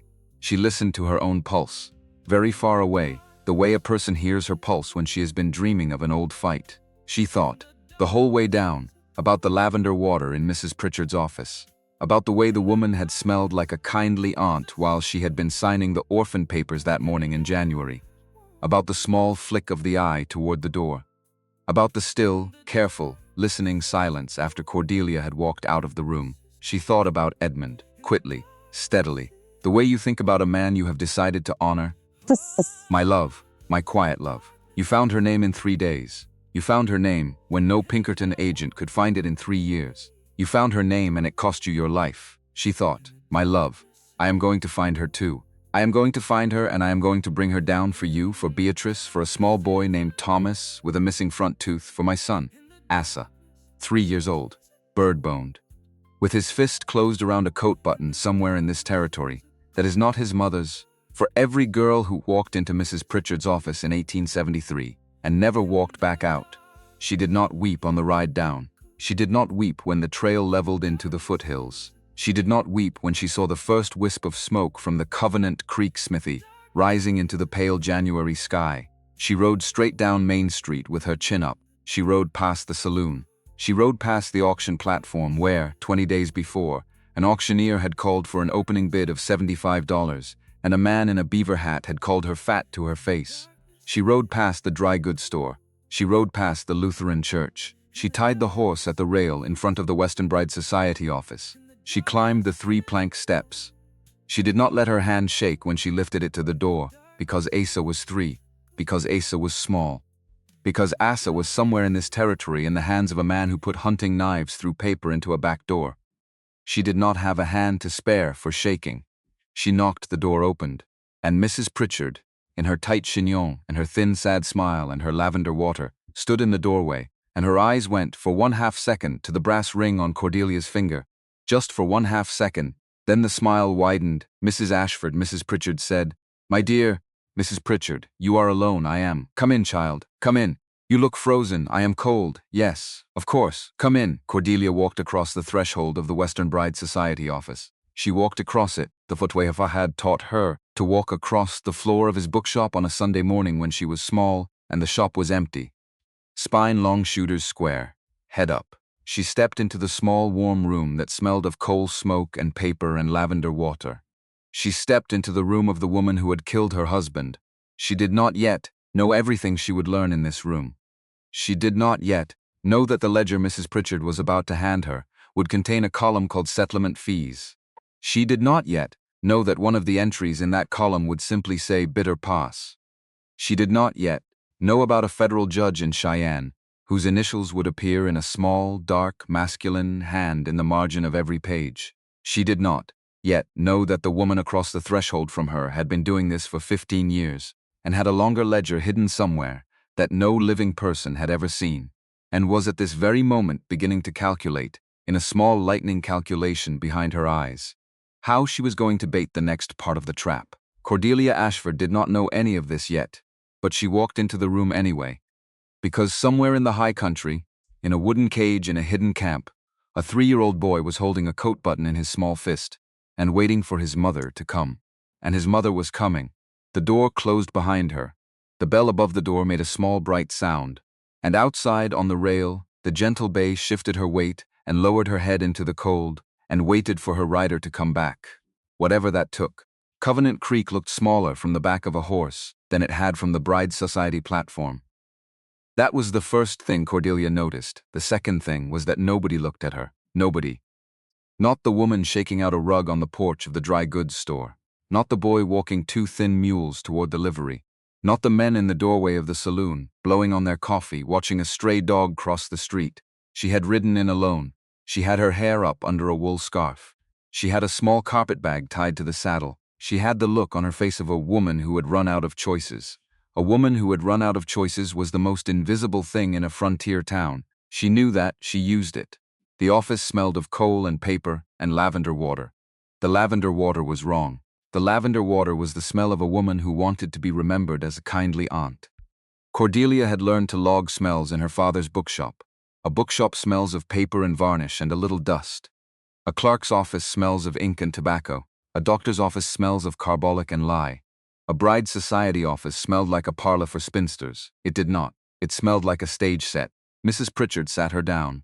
Mrs. Pritchard poured her tea. Cordelia did not drink the tea. She wrapped her hands around the cup. She let the cup warm her hands. She did not drink now, Mrs. Pritchard said. Tell me what has happened. Cordelia let her voice break. She did not have to manufacture the break. The break was sitting in her throat already, and she let it through and she shaped it. The man burned everything, she said. Mr. Thorne, he has a temper, he drinks. The barn burned 3 days ago. He says I caused it. He says the children. He says, she stopped. She put her hand over her mouth. Mrs. Pritchard's eyes were very bright. Very, very bright. A small, hungry brightness. The brightness of a woman who has been waiting a long time for something to fall into her lap and has at last watched it fall. Where are the children, dear? I left them. You left them with a neighbor, a widow, 2 valleys over. She has agreed to keep them for a week. I have no money, Mrs. Pritchard. I cannot pay her. I cannot feed them. I cannot. I came to you because what, dear? Because you warned me. Mrs. Pritchard reached across the table. She put her thin, dry hand over Cordelia's hand. And Cordelia, who had spent her adolescence behind a bookshop counter, who had spent her adulthood balancing the accounts in Edmund's small office on Walnut Street, who had read Men and Women for Sport and Survival since she was 12 years old, did the hardest thing she had done in her life. She did not pull her hand away. She let the woman who had killed her husband hold her hand. She let one tear fall. She made it real. You were right about him, she whispered. Mrs. Pritchard squeezed her hand. There, child. I need work, Mrs. Pritchard. Of course, I can read, I know. I can write, I know. I can keep a ledger. My father had a shop. My late husband. He kept books for a railroad. I learned. She let the sentence trail. She made her chin tremble. She made her shoulders draw inward. She made herself small. Mrs. Pritchard's hand tightened on hers. My dear Mrs. Ashford, Mrs. Pritchard said, how very fortunate. Because, as it happens, I have been needing a clerk. Cordelia kept her face down. She did not let Mrs. Pritchard see the thing in her eyes. She said only, thank you, ma'am. Thank you, you will need a cot, anywhere. I am not particular, and meals, whatever you can spare. And of course, Mrs. Pritchard paused. The pause was a card being turned face up on a table. Of course, she said, we will need to discuss the matter of your children. We cannot leave them with a widow indefinitely. We can be a great help to them here. The society has resources. Cordelia did not look up. She nodded. She made her nod the small, broken nod of a woman who had run out of ways to disagree. She said, yes, ma'am, she said. Whatever you think is best. Mrs. Pritchard smiled. Cordelia did not see the smile. She did not have to. She heard it. It was the smile of a woman who had been doing this since 1864 and had not yet been told no. The first ledger was on the desk by noon. Mrs. Pritchard set Cordelia up in a back room with a small stove and a chair and a copying desk. She brought tea. She brought a plate of dry biscuits. She brought paper and ink. She brought the ledger. She set it down. She said, just the receipts, dear. For the past 2 seasons. I have not had the time to copy them clean. Cordelia nodded. Cordelia did not look up. Cordelia waited until the door closed behind Mrs. Pritchard. Then Cordelia opened the ledger, and Cordelia Ashford, daughter of a Philadelphia bookseller, widow of a Pinkerton accountant, mother of 7, woman who had been told for the better part of a year that she was worth less than $50 and not even worth that, began to read. She read for 6 hours. She did not stop for the dry biscuits. She did not stop for the tea. She did not stop, except once, to walk to the small grimy window and look out at the street, and remember her son's small fingers turning a coat button between them like a worry stone. She read the way Edmund had taught her to read. You read the columns first. You read the columns sideways. You read for the entries that did not match. You read for the dates that fell on Sundays. You read for the round numbers. You read for the names that were too plain. You read for the names that were too unusual. And you read for the silence. You read for the things the ledger did not say. Mrs. Pritchard's ledger said many things, but the things it did not say, those were the things that broke open Cordelia Ashford. There was a column labeled Settlement Fees, 17 entries in 878, 17 women. Each entry listed a destination: Cheyenne, Laramie, Rock Springs, Green River, the Black Hills. One entry, in March of 1878, simply said Bitter Pass. There was no town called Bitter Pass. There was a mountain pass by that name. Cordelia knew. She had heard Silas mention it once. A high, hard pass north of the homestead, near the old mining road. Snowed in 9 months of the year. A bad place. A place men did not go. Bitter Pass, a settlement fee, for a woman, going where no town was. Going to a mountain pass. Cordelia's fingers went numb. She kept reading. There were sums in the right margin. Sums that were not part of the regular accounting. Sums in a smaller hand. Initials beside the sums. JR, JR, JR, JR, JR, JR, always JR. The same hand written the J ribber. The same hand had written the sum. The hand was not Mrs. Pritchard's hand. The hand was a man's hand. The downstrokes were heavy. The crossbars on the T's were too long. A man getting paid for every entry. A man whose initials were JR. Cordelia closed the ledger. She closed her eyes. She breathed Jonathan Reeves, the federal judge in Cheyenne. Silas had told her the name in his workshop, the first night, in the snow. Silas had said the name as if it were a name he had been carrying for years. Jonathan Reeves was on this ledger. Jonathan Reeves was paid for every woman. She opened her eyes. She picked up the pen. She had been given paper to copy receipts. She copied receipts. She copied them carefully, and in the bottom margin of each page, in a hand so small it would not have been visible at 3 paces, she copied something else. She copied dates. She copied initials. She copied the column labeled Settlement Fees. She copied Bitter Pass. She copied for 5 days, 5 days. Mrs. Pritchard came in 3 times a day to bring tea, to take the copied receipts, to smile her thin, sad smile. On the second day, Mrs. Pritchard said, "You have a very neat hand, my dear. Thank you, ma'am. Mr. Ashford taught you well, he did. Such a shame." Yes, pneumonia was it. Cordelia's hand did not shake on the pen. She thought, "You do not get to say his name in this room with the mouth that ordered his death." She said, "Yes, ma'am." Pneumonia, so sudden. Yes, ma'am. Mrs. Pritchard left the room. Cordelia waited until the door closed. She picked up the pen. She kept copying. She slept in the back room each night. She did not sleep well. She lay on the small cot with her boots on. She kept her copied notes folded inside the corset against her ribs. She listened for footsteps. She listened for the door. On the 3rd day, she found another column, smaller, across 2 pages, almost hidden in the binding. A list of payments going out, not in, quarterly. Same amount, same payee. The payee was a clergyman. The clergyman's name was Rev. P. Hollis, St. Louis, a clergyman.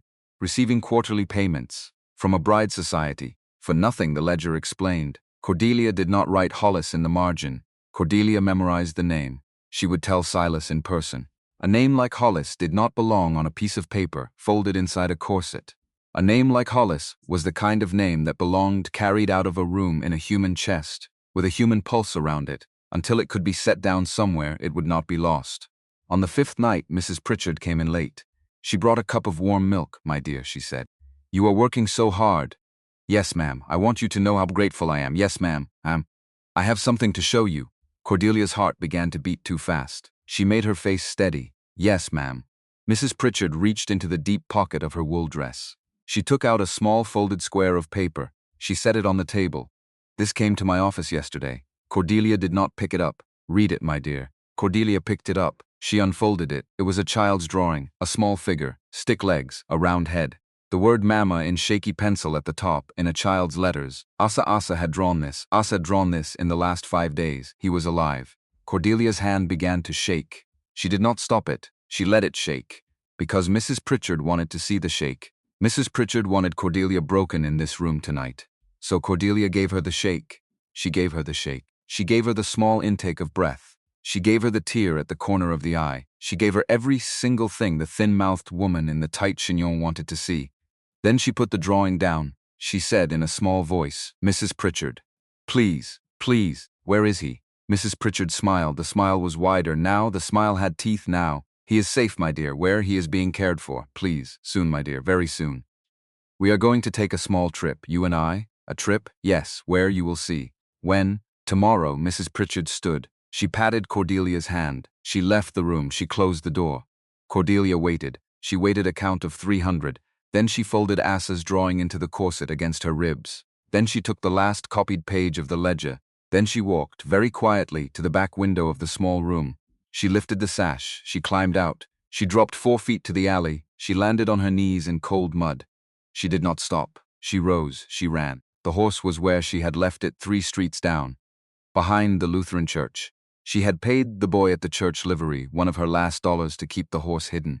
The boy had not asked. The boy had taken the dollar. The horse was saddled. Cordelia mounted. She did not look back at Covenant Creek. She rode north. She rode hard. She rode for the homestead. She rode for Silas Thorne. She did not know yet that, 3 streets away, Mrs. Pritchard had walked back into her office and rung a small brass bell, and that Harlan Briggs, bandaged across the temple where Cordelia's rifle stock had laid him open, had risen out of a chair in the back room, and that Mrs. Pritchard had said in her small, dry voice, she knows, take 3 men, ride for Bitter Pass. Make sure the boy is moved before she gets there. She did not know. But Mrs. Pritchard knew. Mrs. Pritchard had known the moment. Cordelia's hand had stopped shaking on the pen on the 2nd afternoon and had begun, instead, to be very, very steady. Mrs. Pritchard had let her copy for 5 days because Mrs. Pritchard wanted Cordelia to find Bitter Pass. Mrs. Pritchard wanted Cordelia to come to Bitter Pass. Mrs. Pritchard wanted Cordelia in one place, with her son, in a high mountain pass 9 miles from a witness. Mrs. Pritchard had been doing this for 15 years. Mrs. Pritchard knew how to bait a trap. Cordelia reached the homestead at dawn. Silas was on the porch. He had not slept. She could see it from the trail, the lamp behind him, the rifle across his knees. The stillness of a man who had been sitting in one spot for too many hours. She rode into the yard. She did not dismount. He stood up. He came down the steps. He put his hand on her boot. He looked up at her. He said, Asa, alive, where, Bitter Pass, tonight, yes. She slid down from the saddle. He caught her under the arms. She landed against his chest. For 1 second, she let her forehead touch his shoulder. For 1 second only. Then she stepped back. She pulled the folded papers out of the corset. She pushed them into his hand. Read this on the way, on the way. Saddle the 2nd horse. Cordelia, saddle it. He saddled it. Adelaide came out of the cabin. She was fully dressed. She had been fully dressed for 2 days. Her face was white. Her braid was tight. She had Josiah behind her shoulder. He had the rifle from the porch in his hands. Mama, Adelaide, I want to come. No, Mama, Adelaide. You are in charge, Mama. I can shoot. I can ride. You are in charge, Mama. Cordelia put her hand against her daughter's face. She put her thumb on her daughter's cheekbone. She said, in a voice that did not allow a counter-argument, Adelaide Margaret Ashford, you will keep your brothers and sisters in this house. You will lock the door. You will set Josiah at the window. You will not open the door for anyone but me, or Mr. Thorne, or both. You will obey me now. Adelaide's eyes filled. She did not cry. She did not. She nodded. She stepped back. She said, yes, ma'am. Cordelia kissed her daughter's forehead. She mounted the horse. She and Silas rode out of the yard. They turned north. They rode for Bitter Pass. The trail to Bitter Pass climbs. It climbs for 9 miles. The pines thin into rock. The rock thins into wind. The wind sharpens until each breath inside the chest feels like a small knife. The horse's breath makes long pale plumes. The snow is hard, crusted blue in the shadows. The sky over the pass is the color of old steel. Silas read as he rode. He read the copied pages in the saddle. He read with his rifle across his thighs and one hand on the reins, and the other hand turning the small folded pages against his knee. He read every page. He did not speak for 2 miles. Then he said one word, Reeves, yes, J.R., Jonathan Reeves. In every margin, for how many years this ledger goes back to 1876. He is in every margin from the first page. Silas closed his eyes for 1 second. He opened them. There is something else, she said. What? There is a payee in the outgoing column. Quarterly. Same amount. Same name. What name? A clergyman. Silas's jaw tightened. She could see it tighten even through his beard. What name? Cordelia. Hollis. He stopped his horse. Just for 1 beat. Just for 1. Then he started his horse again. You memorized it. Yes. You did not write it down. No. Good. Silas. Yes. Was he? He baptized my son. She did not say anything for a long moment. Then she said, Silas, I am sorry. Do not, sorry. Be careful. There will be men in that pass who do not yet know what they are guarding. There will be men who do. If Hollis is on her ledger, then men of God are on her ledger. Then men of the law are on her ledger. Then there is no clean uniform we can trust. Do you hear me? I hear you. We trust nothing but each other today. Yes, and Adelaide, she blinked. She turned in the saddle. Why Adelaide? He did not look at her. Because if I were 13 years old and my mother had ridden out alone to bring my brother home, I would not have stayed in the house. I would have ridden after her. Cordelia's chest seized. Silas, look at the snow on the trail behind us. She turned. She looked. A third set of hoof prints. 2 horse lengths behind. Fresh enough that the wind had not yet smoothed them. Cordelia closed her eyes. She opened them. She did not turn her horse. She did not call out. She did not slow down. She said, in a voice low enough that only Silas could hear, if she catches up to us before the pass, we let her ride with us. If she stays behind, we do not let her see we know she is there. We do not break her. You raised her right, Cordelia. She raised herself. You raised her too. The trail climbed. The pines thinned. The wind sharpened. And 10 paces behind them, ducked low against her saddle, with her brother's rifle across her thighs, and her braid tucked into her collar to keep it from catching the wind. Adelaide Ashford rode after her mother into the high country. She did not know her mother had seen her. She thought she had been very, very careful. She was 13 years old. She had a mother she would have ridden through a wall of fire to find. She was not going to stay home. They reached the rim of the pass at noon. The pass opened below them. Bitter Pass was not what she had expected. Bitter Pass was a small, mean, ugly little notch in the mountains. A frozen creek ran through it. A row of 3 sod-roofed shacks crouched against the north wall. A larger building behind them made of stacked logs with a single iron stovepipe leaning out the roof. A pen with 2 skinny mules. A pole barn, a rough corral, and one new thing, a wagon. A wagon at the corral. A wagon with the harness still on the horses. A wagon being loaded. 2 men were carrying something out of the largest building. A small figure, wrapped in a blanket. The figure was struggling. The figure was small. Asa. Cordelia's hand went to the rifle. Silas's hand went to her wrist. Not yet, they are taking him. Not yet, Cordelia. They are taking my son, Cordelia. Trust me 1 more minute. 1 more minute. Look. She looked where he was pointing. A second figure was being carried out of the building. A woman, wrapped in chains, and behind the woman, another woman. And another, and another. Cordelia counted 9 women. 9 women being loaded onto the wagon. And in the back of the wagon, the smallest figures. Children, 4 small children, and 1 more. Asa, he was not crying, he was not moving. He was very small. He was very still. She did not breathe, could not, would not. Silas put his hand on her shoulder. Cordelia, yes, listen to me. Yes, we do this together. We do this clean. If they put that wagon on the road, they will scatter. We will lose 4 of those women. We will lose 3 of those children. Do you hear me? Yes, you ride west. There is a switchback. I marked it on the way up. You will come down behind the pole barn. You will be 10 yards from the wagon. You will keep the rifle on the men by the wagon. Do not fire until I fire. Yes, I am going down the front of the pass. They will see you. That is the point, Silas, Cordelia. Do not get shot. I have done this before, my love. Did not seem to realize what he had said. He turned the horse. He rode for the front of the pass. My love. He had said it without noticing. She let 1 breath in and let 1 breath out, and she kept it. She would think about it later. She would think about it when her son was in her arms. She turned her own horse. She rode west into the switchback. She came down behind the pole barn. 10 paces behind her, Adelaide came down the switchback too. Adelaide had not waited. Adelaide had decided that being in charge meant being where the trouble was. Adelaide had a rifle across her saddle. It was Josiah's rifle. She had told her brother she needed it.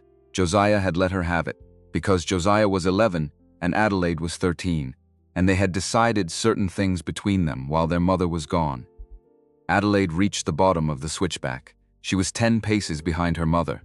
Cordelia did not turn around. She had said her piece on the trail. She had said it without saying it.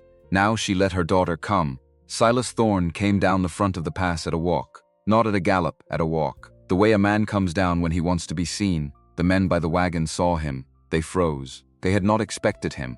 They had expected a woman. They had expected a single woman, riding alone, riding to trade herself for her child.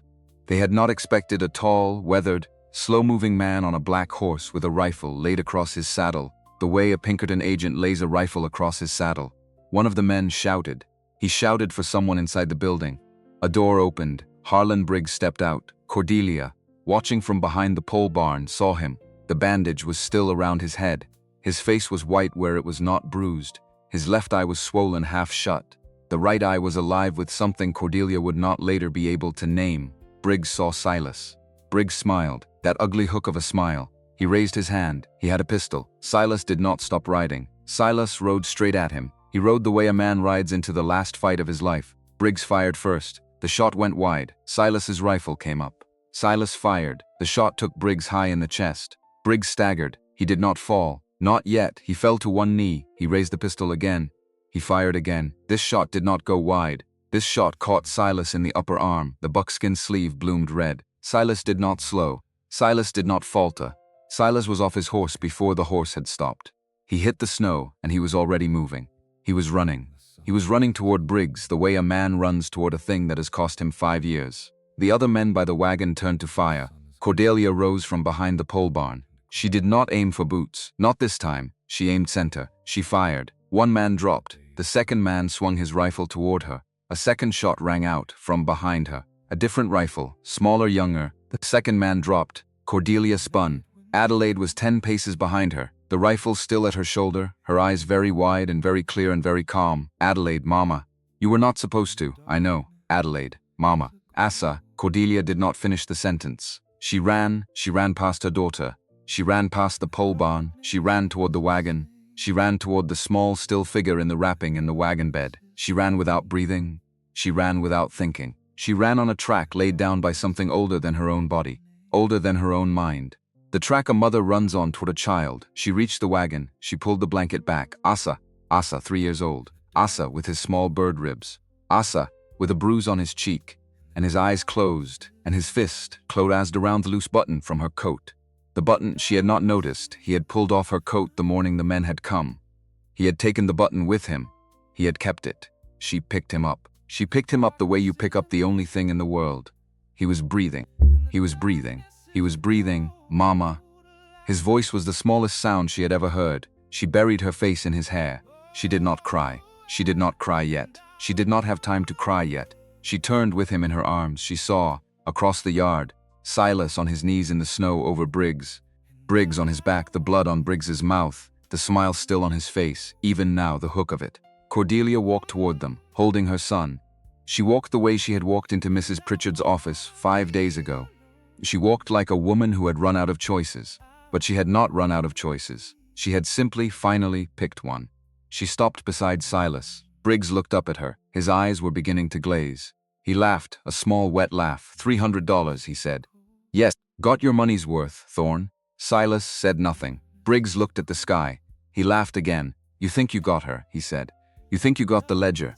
You did not get the ledger. The real one. Silas leaned in. Where? Church, which church? The one in St. Louis, the one with the cracked bell. Hollis kept it. Hollis kept it for her. Hollis was always what? Hers? Briggs's eyes drifted. His mouth fell open. He stopped. He stopped the way a clock stops when the spring has wound all the way down. Silas knelt over him for 1 second longer. He closed Briggs's eyes with 2 fingers. Then he stood, he swayed. The blood on his sleeve was dark and spreading. Cordelia shifted Asa onto her hip. She put her free hand under Silas's elbow. Silas, I am all right, Silas. Sit down. Now, I am all right, sit. Down. He sat down in the snow. She knelt beside him. She set Asa beside her. Asa pressed his small face into her side. He did not let go of the button. She did not ask him to. She tore the buckskin sleeve open. The wound was high. Through the meat. Not the bone. Not the artery. A bad wound. Not a killing wound. She pressed her gloved hand against it. He grunted. She pressed harder. He grunted. Hold still. She, yes, ma'am. Do not faint on me. No, ma'am. Silas, Cordelia. You called me your love. A pause. The longest pause of the morning. He blinked up at her. The corner of his mouth did the small softening thing.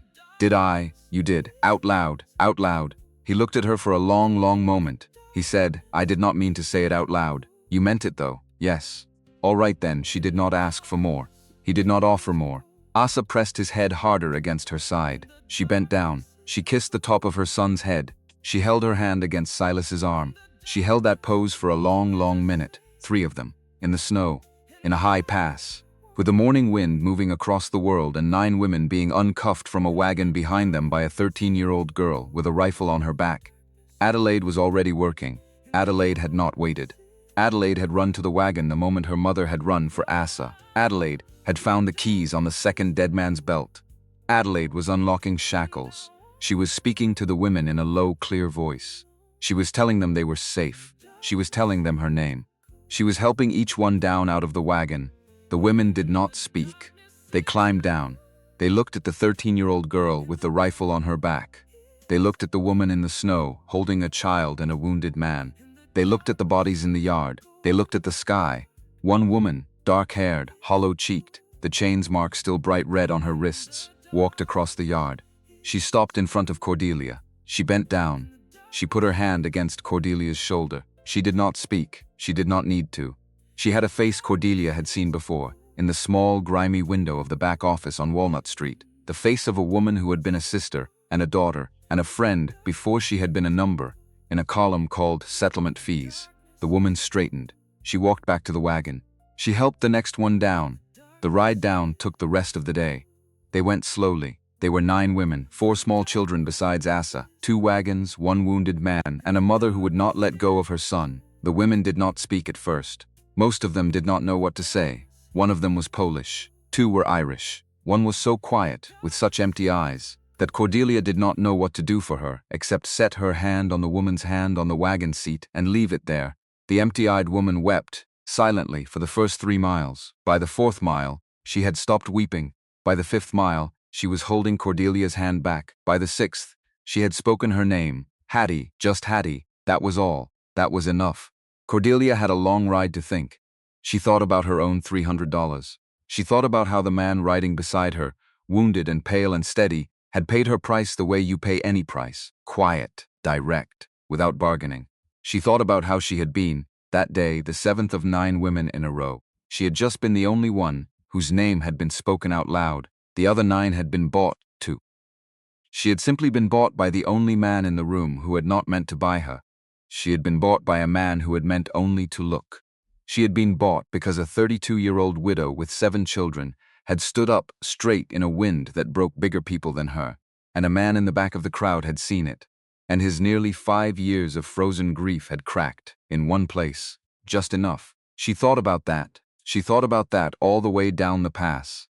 They reached the homestead at full dark. Josiah was at the window with the rifle. He saw them coming. He flew out the door. He flew across the yard. He stopped 1 foot from his mother. He did not throw himself at her. He stood very still. He looked up. He said, in the voice of a man 20 years older than him, "Mama." She lifted Asa down from her saddle. She handed Asa into her older son's arms. She said, "Josiah, take him in. Put him by the fire. Adelaide will help. Ezra and Owen water the women's horses. Clementine, Hester, set the table for 10 more. Move." The children moved. They moved the way her father had moved in the back of the bookshop, when a stack of crates had to be cleared before noon. Without question, without complaint, without ceremony, the women came down off the wagons. They followed her into the warm kitchen. They stood in a loose ring in the lamplit light. They were thin, bruised. 2 of them barefoot. Cordelia looked around at them. She looked around at the rough table, the broad hearth, the warm pot of stew. Adelaide had had the foresight to start before noon. She looked at the 7 children of her own moving among the strangers, taking coats, handing out cups, lifting babies. She looked, last, at Silas. He was sitting in the rocker by the fire, his bound arm held still, his face very white, his eyes on her. He nodded once. She nodded back. She turned to the women. She said, "You are safe here. For tonight, for tomorrow, for as long as you need." The Polish woman, Magda, said, in broken English, "We are free. You are free. Truly free. Truly free." Magda turned to the others. She translated, in a low voice. The translation moved around the room like a slow wave. And one by one, the women began to weep. Not loud, not all at once, quietly, the way women weep when weeping has been forbidden to them for a long time. Cordelia stood in the middle of the kitchen and did not weep with them. She had wept enough on the trail. She had wept silently into Asa's hair for the last 3 miles of the ride down. Now she had work. She rolled up her sleeves. She got to work. The federal court in Cheyenne convened on a Tuesday in May. The territorial marshal had come up to the homestead 3 weeks earlier to take Cordelia's statement. He had come with 2 deputies and a thick brown envelope of subpoenas. He had read her notes. He had whistled, once, very long. He had said, "Mrs. Ashford, where did you learn to read books like this?" "From my father, and your husband, and my husband. They taught you well. They taught me what I needed. The marshal had taken everything she had. He had taken the copied pages folded inside her corset. He had taken Asa's drawing. He had taken her sworn statement, written in her own hand, 12 pages long, single-spaced. He had taken a 14th thing, a real ledger, not the one she had copied. The actual ledger Mrs. Pritchard had kept hidden under a floorboard in the back of her own office. Adelaide had found it. Adelaide, who at 14 now was working an arithmetic problem in the kitchen one morning, had looked up suddenly and said, "Mama." Mrs. Pritchard's desk had a back drawer that was too short for what? Too short for the front. The drawer is only 6 inches deep. The desk is 14 inches deep. There is 8 inches missing. 8 inches. For a false back, you looked. I looked when she stepped out for tea on the 3rd day. Adelaide, I did not take anything. I only looked. There were papers behind the drawer. You should have told me. I am telling you now, Adelaide, Mama. I am telling you because I think there is a ledger behind that drawer. And I think the marshal would like to know about it. The marshal had been told. The marshal had ridden into Covenant Creek with a writ from the territorial judge in Laramie. He had gone to Mrs. Pritchard's office. He had opened the desk. He had found the false back. Behind the false back had been a smaller ledger, a leather-bound ledger, a ledger that went back to 1864, a ledger that named every woman who had been paid for, every child who had been handed across a county line, every clergyman who had taken his quarterly bribe, every judge who had signed the false guardianship papers, every Pinkerton agent who had been paid to look the other way 15 years ago, when a young detective in St. Louis had filed 3 pages of notes that his superior had pretended to lose. Every name, every date, every dollar. Mrs. Pritchard had kept the ledger because Mrs. Pritchard had been a woman of order. Mrs. Pritchard had spent 15 years building this and had not been able to bring herself to burn the record of what she had built. Pride. It had been pride. The pride of a thin-mouthed woman in a tight chignon who had wanted, somewhere in her heart, for someone to one day know what she had managed. Someone knew now. Cordelia rode into Cheyenne with Silas at her side. He had healed. He carried his right arm a little stiff. He would carry it that way for the rest of his life. She wore a black wool dress, a clean collar. Her hair pinned smooth. She did not wear lavender water. She did not wear pearls. She did not pretend to be anything she was not. She had brought 2 ledgers in a small leather satchel. The first was her own copy. The second was Mrs. Pritchard's real one. Both sat on the courtroom table in front of the federal prosecutor. Cordelia took the stand. She put her hand on a Bible. She raised her right hand. She swore. The prosecutor stood up. He was a careful man, spectacles, gray beard, a black coat slightly too long for him in the sleeves. He said, "Mrs. Ashford, will you tell the court what you found?" She told them. She told them quietly. She told them clearly. She told them in numbers. She told them in dates. She told them in names. She named Mrs. Pritchard. She named Harlan Briggs. She named 7 of Briggs's men, dead or alive, by description. She named Jonathan Reeves, federal judge of the Wyoming Territory, who sat in the second row of the courtroom in his black robe and went the color of old paper before her testimony was halfway through. She named 17 women who had passed through the Weston Bride Society in 1878. She named 4 children who had passed through. She named a Reverend Phineas Hollis, of St. Louis, who had taken a quarterly payment from the Bride Society since the year 1864. She did not look at Judge Reeves. She did not have to. The bailiffs were already moving. She testified for 4 hours. She did not cry. She did not falter. She drank 1 glass of water at the 3rd hour. She told the court about a hunting knife pinned through paper into a back door. She told the court about a 3-year-old boy with a button in his fist. She told the court about the smell of lavender water in a small back office. She told the court about her husband, about Edmund, about a man who had a kind of mind, about a man who had been silenced 2 years and 7 months after he had cleaned a set of doctored books for a young Pinkerton detective in the spring of 1874. When she stepped down from the stand, the courtroom was so quiet, she heard her own boots on the wood floor. 16 people were arrested by the end of the week. Judge Reeves was one of them. He resigned his commission. He did not last 6 months in the territorial prison. Mrs. Pritchard had a stroke in her cell on the morning of June 4th. She did not regain consciousness. She was buried in an unmarked plot at the edge of the Cheyenne Municipal Cemetery. No one came. Reverend Phineas Hollis, of St. Louis, was arrested in his vestry on a Sunday morning by 2 federal marshals. He was 81 years old. He went without protest. He had been preaching about mercy that morning. He was found the next day, to have left a written confession in his own hand on the desk of his rectory. 11 pages. The names of 43 women. The dates of 43 baptisms that had not been baptisms. The Western Bride Society dissolved. 3 of the women who had been freed at Bitter Pass found family. 2 went home to St. Louis. 1 went home to Boston. The other 6 stayed. They stayed at the Thorne homestead. By midsummer of 1880, the valley had 2 new cabins. Silas had built them. With Josiah, who at 12 had grown 3 inches and learned to swing a broadaxe almost like a man.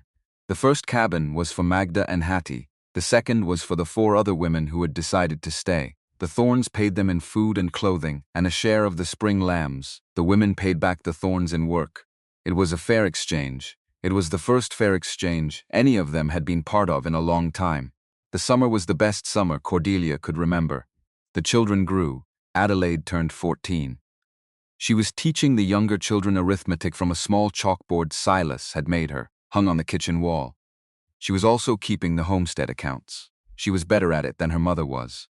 Cordelia let her have the ledger. Cordelia kept the family Bible. Josiah was 12, almost 13. He could hunt, he could ride, he could plane a board. Ezra and Owen had become inseparable. The 2 of them were learning carpentry from Magda's brother, who had come out from St. Louis to find his sister and had decided to stay. Clementine and Hester were 8 and 7 now. They had a small flock of chickens of their own and a dog named Hatch, who had walked into the yard one morning out of the pines and never walked back out. Asa was 4. Asa had not let go of the button for a year. He had let go of it, finally, the morning after his 4th birthday, when he had laid it gently on the windowsill in the kitchen and said, very seriously, in a voice that startled Cordelia every time she remembered it, Mama, I do not need it anymore. She had picked it up off the sill that night, after he was asleep, and she had taken it out to the workshop where Silas was working a piece of cherry wood into a small box. She had put the button on the workbench. He had looked at it. He had looked at her. He had said he let it go, all by himself, all by himself. Silas had picked up the button. He had set it in the small cherry box. He had closed the lid. He had handed her the box. She had taken it. She did not say anything. She did not need to. He did not say anything. He did not need to. She set the box on the mantel in the kitchen the next morning, next to the small whittled duck. Josiah had made the first month of their life there. The 2 things sat side by side on the mantel, a button, a duck, the smallest 2 pieces of the longest year of her life. In late August, Cordelia walked out into the yard at dusk to find Silas sitting on the porch step.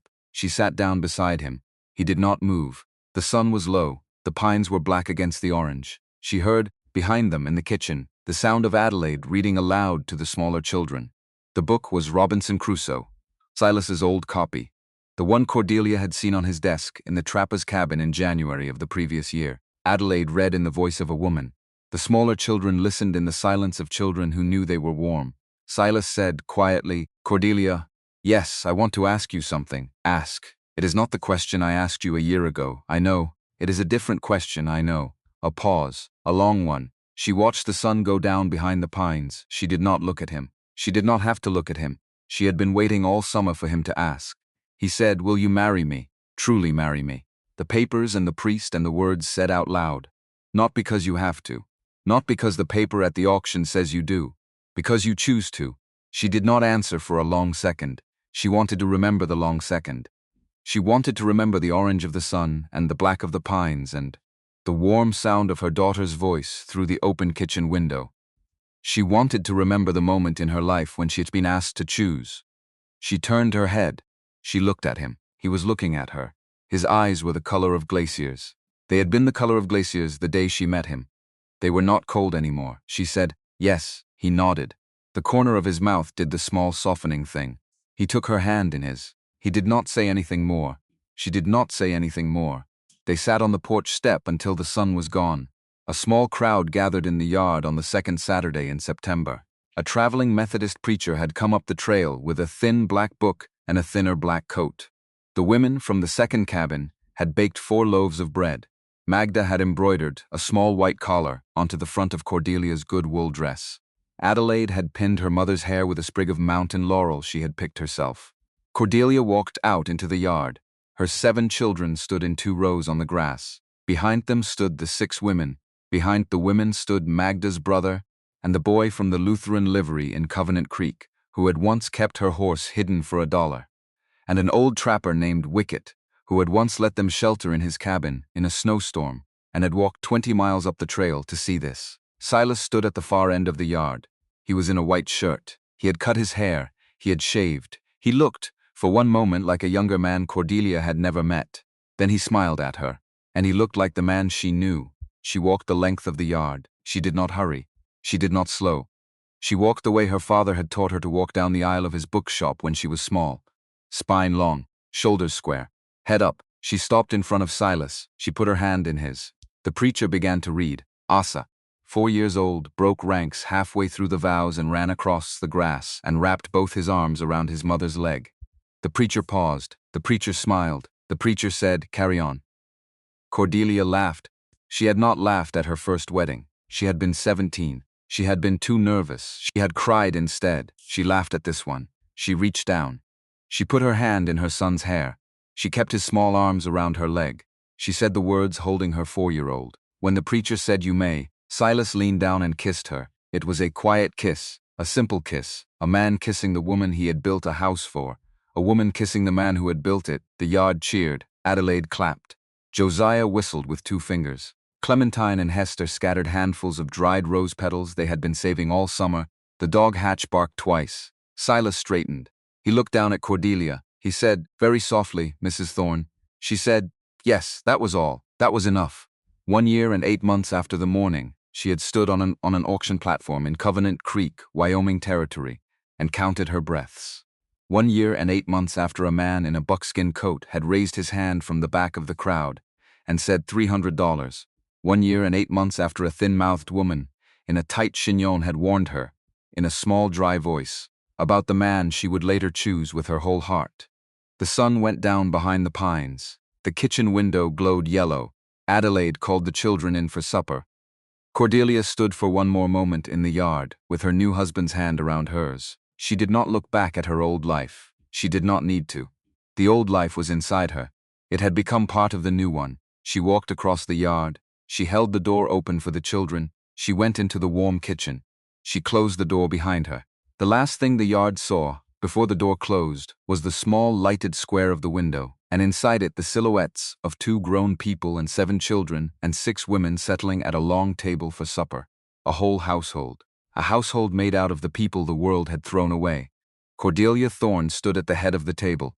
She bowed her head. She did not say grace out loud. She said it in her own mind. She said, "They priced me at $300. The men who priced me were sure of their number. They had counted my weight, and they had counted my years, and they had counted my children, and they had decided. But the worth of a human being is not the number a man writes on a piece of paper. The worth of a human being is the room she keeps warm, the children she raises straight, the books she puts into their hands, the woman she lifts up out of a chain, the man she loves in the second half of her life. The love that comes after the loss. That is the worth." She lifted her head. She opened her eyes. She looked at the long table full of faces. She smiled. She picked up the spoon. She passed the bowl, and the supper began. And outside, the wind moved through the pines, and the snow began to fall, and the small lighted square of the kitchen window glowed yellow against the dark mountains, and the household inside it ate and talked, and laughed in the warm yellow light of a lamp Silas Thorne had lit on the long pine table he had built with his own hands.